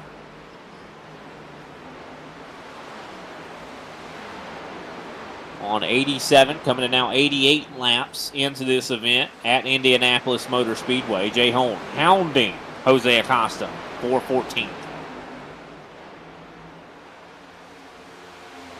Looking further back, further up, you can see, of course, Tim Wortman Jr. has caught up to Derek Heitman.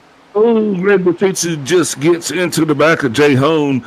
Jay Holm kind of got in the back of Jose just a little bit, but Wachowski kind of came and just said, move, check. Yeah, look at that. Big moment right there. You see Greg Wachinski getting the run on exit, gets into the back of the 19. I definitely don't think that was on purpose. I think Jay got a little bit.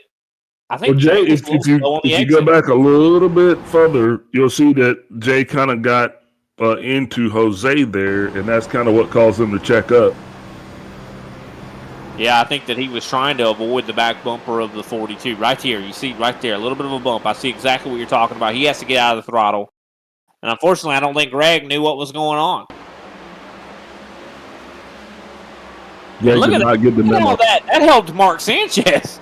Sanchez is just like, okay, I'm going to take these positions from y'all.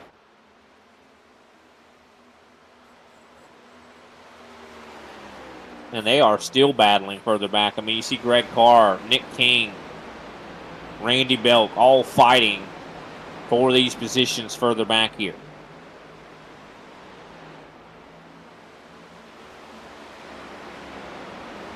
The battle is completely on.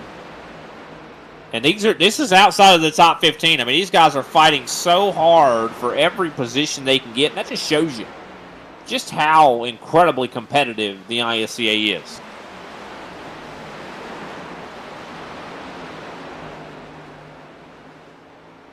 That is absolutely a fact.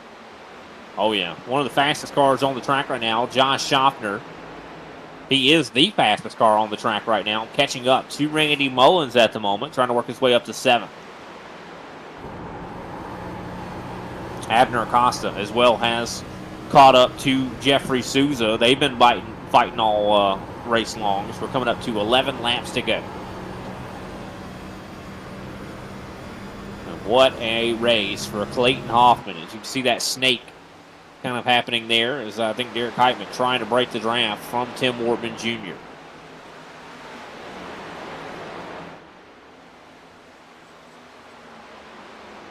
Kind of up in the air on where we're going next week. Of course, on the A-Open schedule, we are heading to Auto Club, but I do not believe we are heading there in the ISCA competition. I do believe we're either going to Pocono or Chicagoland. I think it's going to be Pocono. Would not surprise me. I think we're redoing the race we missed last week. Yeah, I do believe that the choice was made to choose Pocono over Chicagoland. Which is heartbreaking considering Chicagoland is such an awesome racetrack. But I think Pocono is going to be a good race as well. I mean, these guys, of course, had setups from last week at Pocono, and I would not be surprised. Oh, big beating the bang in there. That is, I think, Jose Acosta and Mark Sanchez. That's Jose definitely giving Mark Sanchez a run for his money. Sanchez, big send, as he's going to get by Jose Acosta. Looks like Jose's picking up right where he left off. He definitely is. He's not giving these guys an easy time, that's for sure. I think we see nowhere is it written that he has to. See Abner Acosta now fighting with Jeffrey Souza. Abner able to make the pass. He moves up to 9th. As well as you see Josh Shocker has caught up to Randy. He's going to try to see if he can't move up to 7th. Get one more spot. Derek Heitman has caught up to Patrick Gitter. I think that there is something to that. I think Gitter has some problem. Something is wrong with Gitter's race car. He is the slowest car in the top 10 except for Randy Mullins. Mullins is slower than him. But I think Gitter might have hit the wall and is clearly making that car He did hit the wall. Well, it just depends on how hard he hit it. But I think he hit it hard enough to damage it. And you can see he's having a tough time holding on to these positions. But Josh Schaffner has made the pass on Randy Mullins. Mullins now moves back to 9th. And Abner Acosta moves up to 8th. So seeing a lot of shakeups here with 10 laps to go.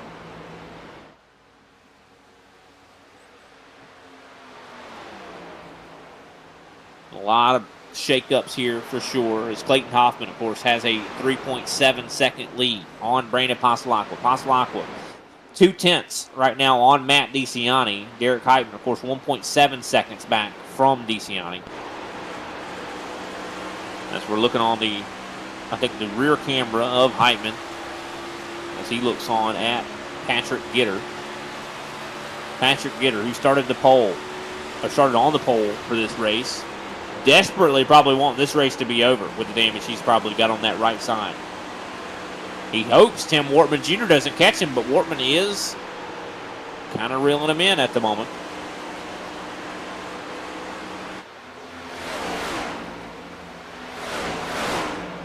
Coming up to 7 laps left to go. Clayton Hoffman now out to a 4-second lead. Jason Maines has caught up to Mark Sanchez. Battle for 13 is going to be underway as well. I think we're going to have one more caution. You think so? Yep. Well, I mean, you did prophesy that Jose would be in 13th.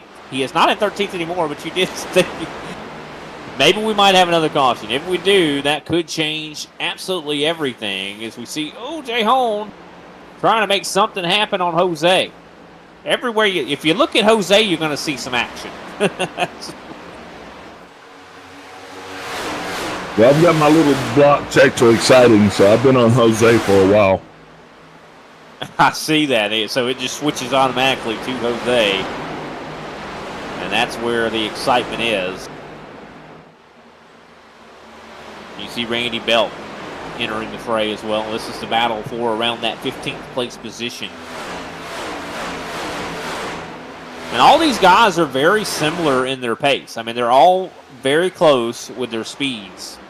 And it's clear that that's the case. Because if they were faster than each other, they would just pull away. But that's not happening. I do want to mention, we're seeing the battle going on right now. This is for 7. Josh Schaffner being attacked by Abner Acosta. Abner to the inside. He's going to make the pass.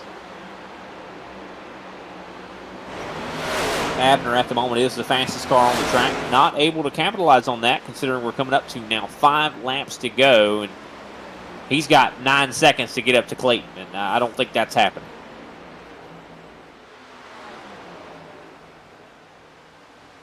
As this, the sand is running out of the hourglass here at Indianapolis, as we've had a 250-mile race, and it is nearing its conclusion. Clayton Hoffman has absolutely dominated this race. Yeah, that's an understatement. A little bit of contact with the wall there from Wortman as he catches up to the back end of Patrick Gitter.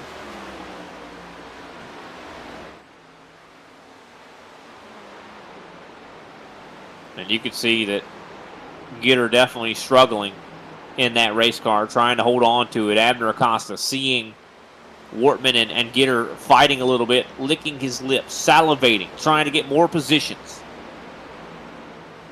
I also want to mention Jeffrey Souza running some very good laps last time by, trying to catch up to the rear end of the 50 of Schaffner. Everyone knows that that the time is running out. Time to get positions is running out.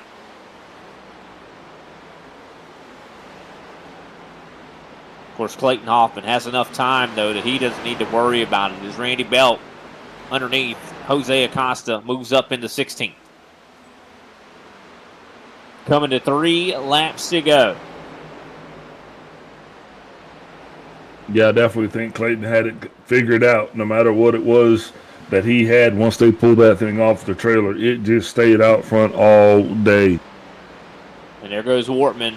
He's going to move up into the top 5. What a fantastic season for Tim Wortman Jr. Of course, just been running absolutely fantastic, consistent races here. And he even had a risky call there. I mean, that's a good point, Big Al. This guy's on 2 tires, and he's up in 5th. And it worked out. I mean, he hasn't seen that much fall off. I mean, he's faster than a lot of the guys around him at the moment, even though he took 2 tires. I mean, true statement.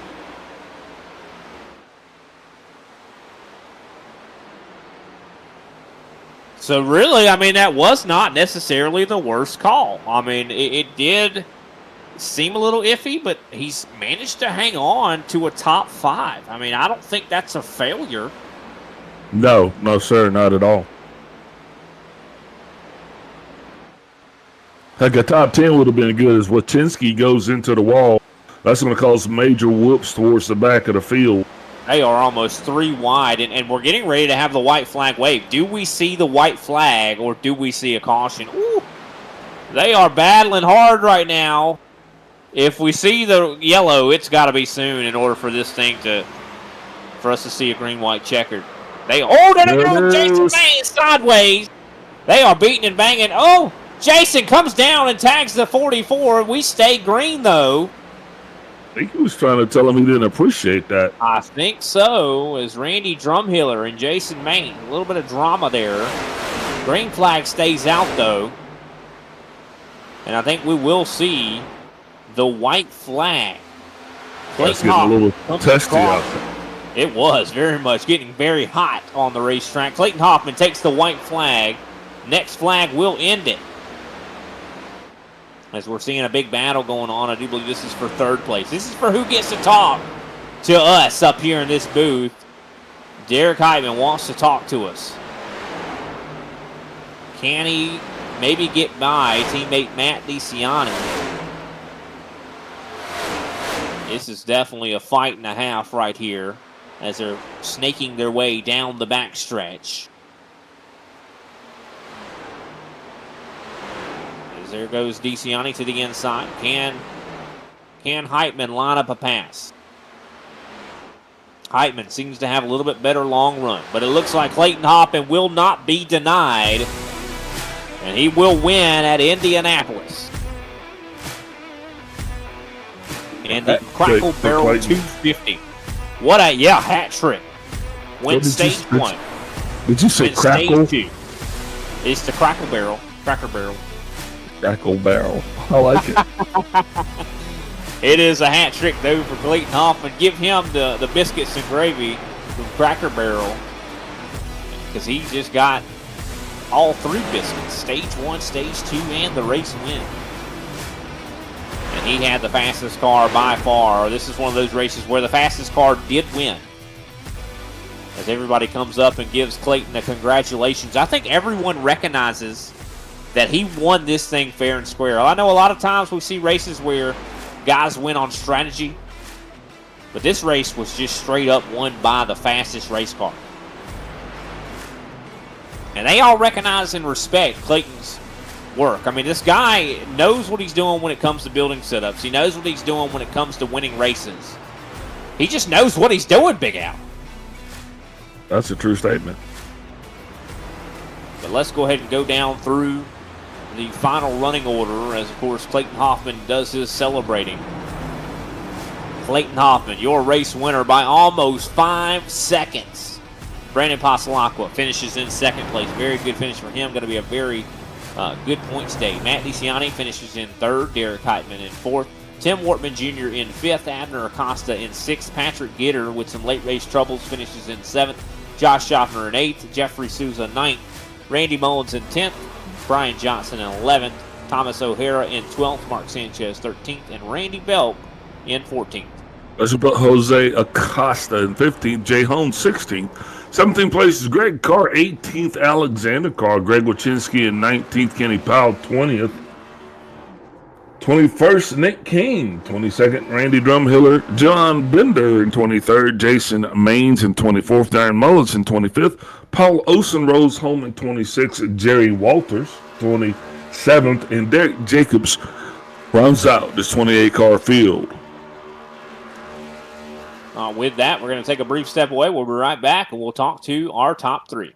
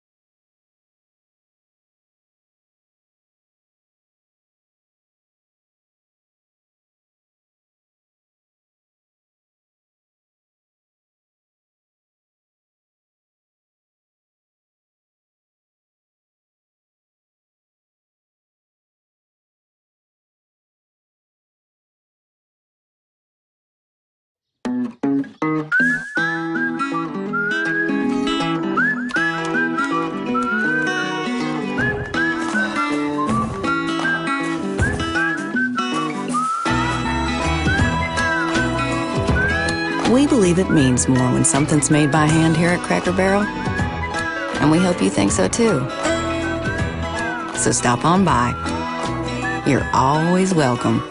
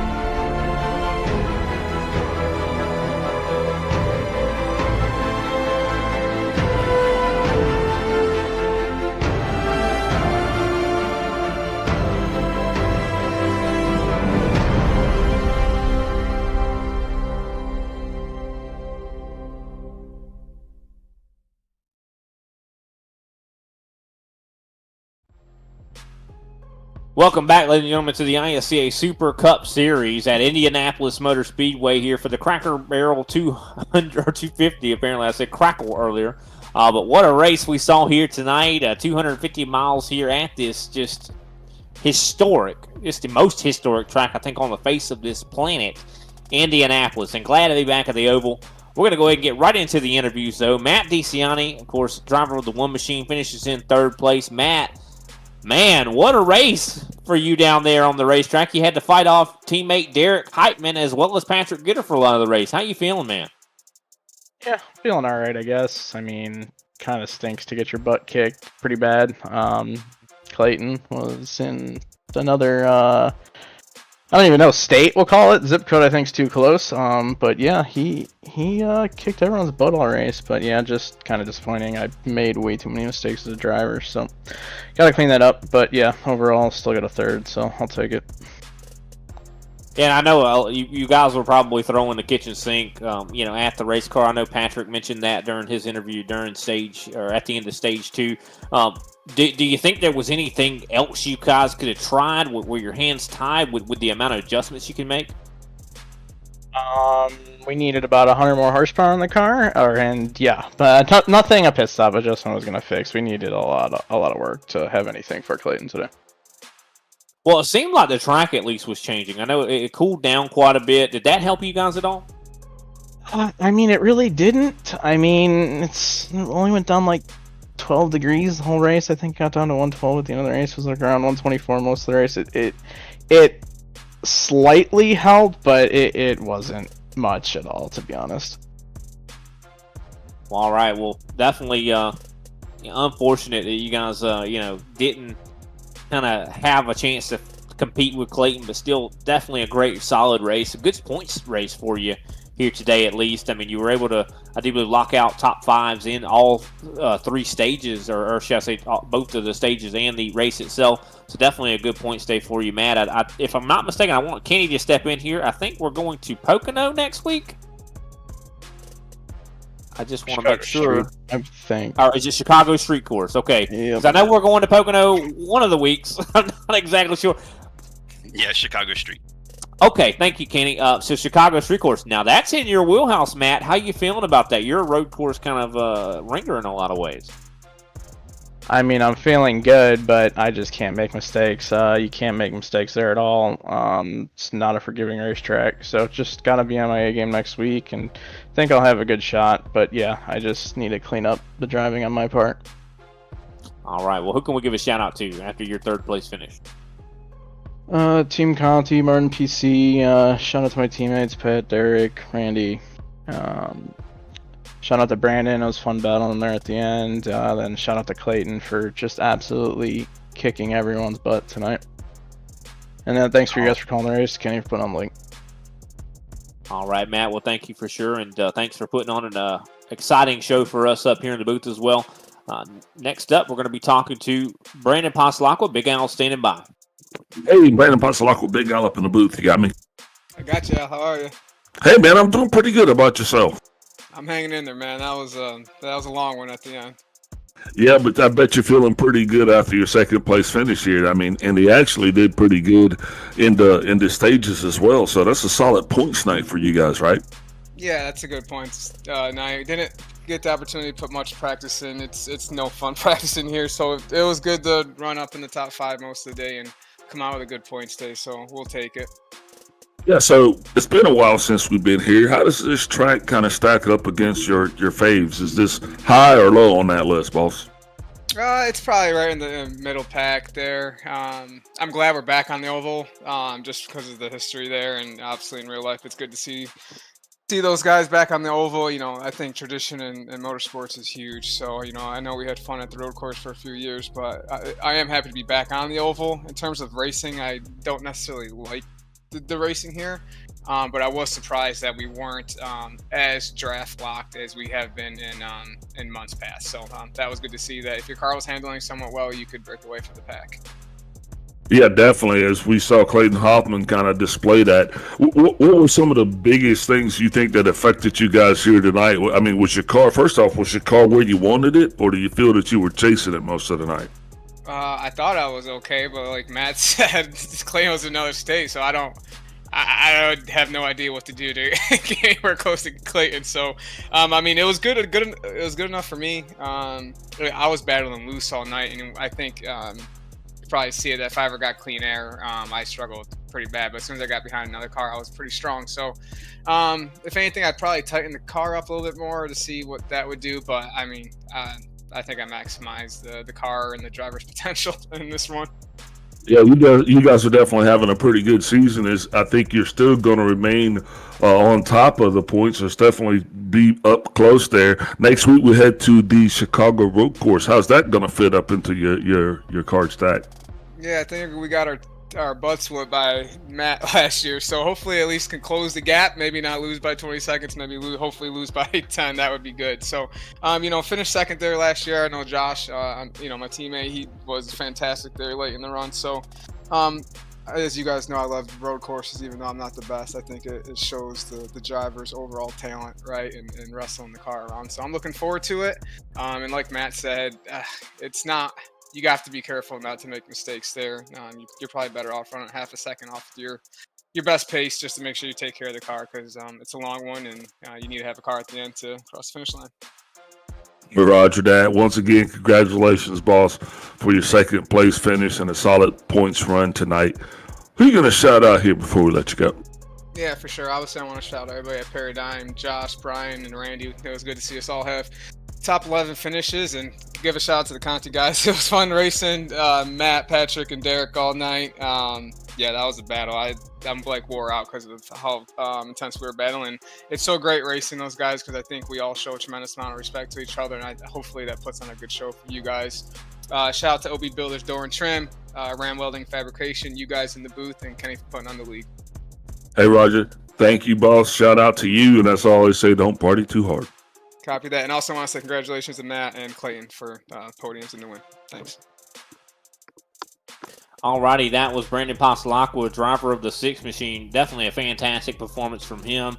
Next up, we're going to talk to, though, the dominant driver of the evening. I mean, I'll tell you, if we were at Cracker Barrel, he got all the biscuits here tonight. He won stage 1, he won stage 2, and he won the race. I mean, and every time he won a stage, he won it by multiple seconds. I mean, it was almost 5 seconds there at the end of this race. I mean, Clayton, I got to be honest, the ISCA officials are impounding your car.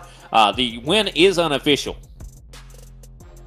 So we're going to have to check everything to see what the horsepower was looking like. I mean, I know that there's probably some funny business going on. I think hopefully the money clears to Kenny Powell for PayPal there, because that was definitely quite a race there, Clayton. Walk us through. I mean, did the session just really suit you that well? Or what was going on there? How is your car so fast? Yeah, I mean, I made a little change before the race, just because I'd been tight all week, so I made it probably like an hour before the race started. So I was just like, yeah, I'm just gonna see how it goes. It's not a big change, but it's a noticeable change. Because I mean, I've pretty much been complaining about being tight all week, especially off of turn 2, and like I told y'all at the end of the first stage, this is almost the exact, or at least the weather we started the race with is almost exactly what I've been testing in for the majority of the week. So I knew exactly what to expect. I knew pretty much how to drive it, especially with that wind direction. I think that threw some guys off early in the race, whereas I was totally comfortable. So I was just able to hammer down, had some really good laps, and like I said, break the draft and just kept going from there. And then, yeah, I had a really good car this week, so I was able to just keep inching forward pretty much.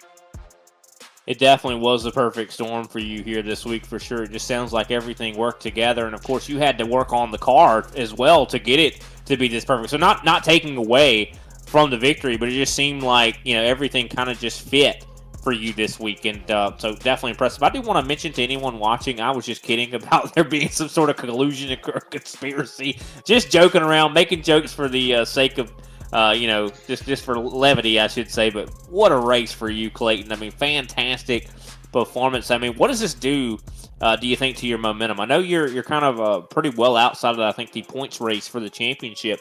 But do you think, what does this do for your confidence level in this series? I always feel at home whenever I race in the ICA, just because everybody, races everybody cleanly, everybody gives each other a lot of space.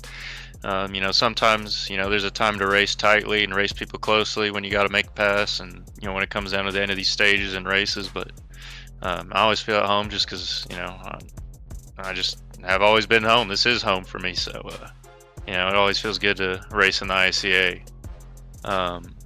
Hoping that I can roll this momentum in tomorrow, because we get the full length NIS this week, so it's gonna be broadcast on iRacing. So hopefully I get lucky and make top split and do really well there too. Well, I mean, with your performance here tonight, I mean, I think you should definitely have a good shot at it. I mean, I know that the top split in IS usually has some incredibly talented drivers, but I know the ISCA itself does as well. I mean, we got drivers like Gitter and Heitman. I mean, these guys are no slouches, but I mean, I know that there could be maybe even some pro-level competition that you'll have to deal with. But we're definitely hoping that you take this kind of performance and put that on as well in that series, Clayton. I think that everybody would definitely support you being able to get success in that race. I mean, I don't know. Maybe I'm speaking for myself, but maybe some of the other guys might not agree. But great job to you, Clayton. What do you think of the Chicago Street Course coming up next week? Yeah, it exists.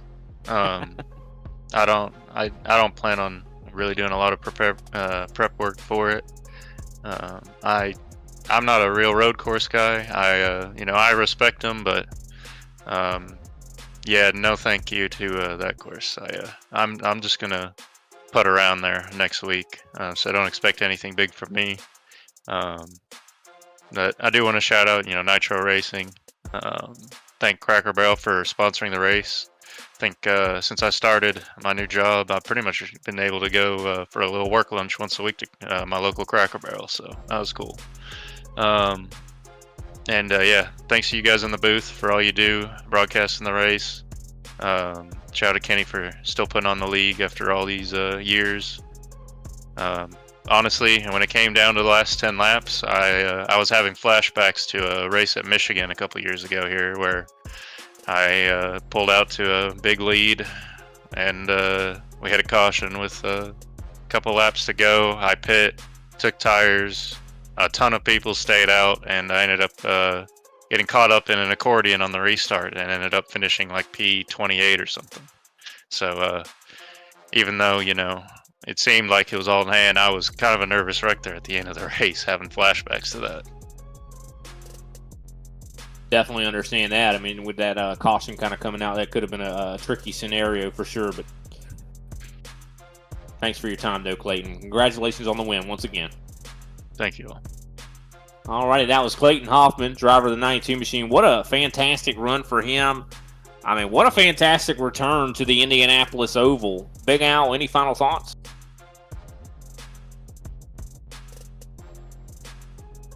All right, no final thoughts. No, I said, wow, Clayton's fast. Oh, I didn't hear you that.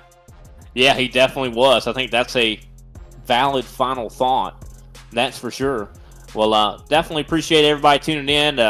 Love to have guys and gals commenting in our comment section for sure, talking about and supporting the different drivers that compete in this series. We can't wait to see what the Chicago Street Course will look like next week. And, of course, as well, we have Pocono coming the week after that. Two excellent tracks.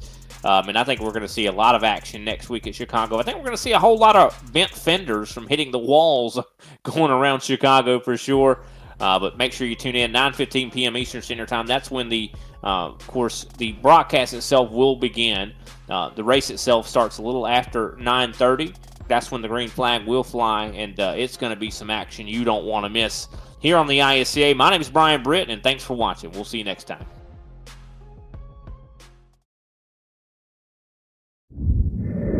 I found the ISCA after I'd been in the service for a long time. I'd been in iRacing for well over a decade, and spent most of my time in NASCAR series, a lot of fixed racing for the most part, and really just got to a point in my iRacing career where I really wanted to get involved in open setup racing versus fixed, partially because I was just looking for a little higher level of competition, maybe a little cleaner driving, and maybe get away from some of the challenges that go along with fixed racing on the service. And it took me a while as I was really searching out leagues, because I kind of had a very specific thing I was looking for. A, I wanted to be an established league. B, I just really wanted clean, quality drivers to be racing around. And once I found the ISCA, I found out really quick that it was going to check all those boxes, and I've been with the ISCA ever since.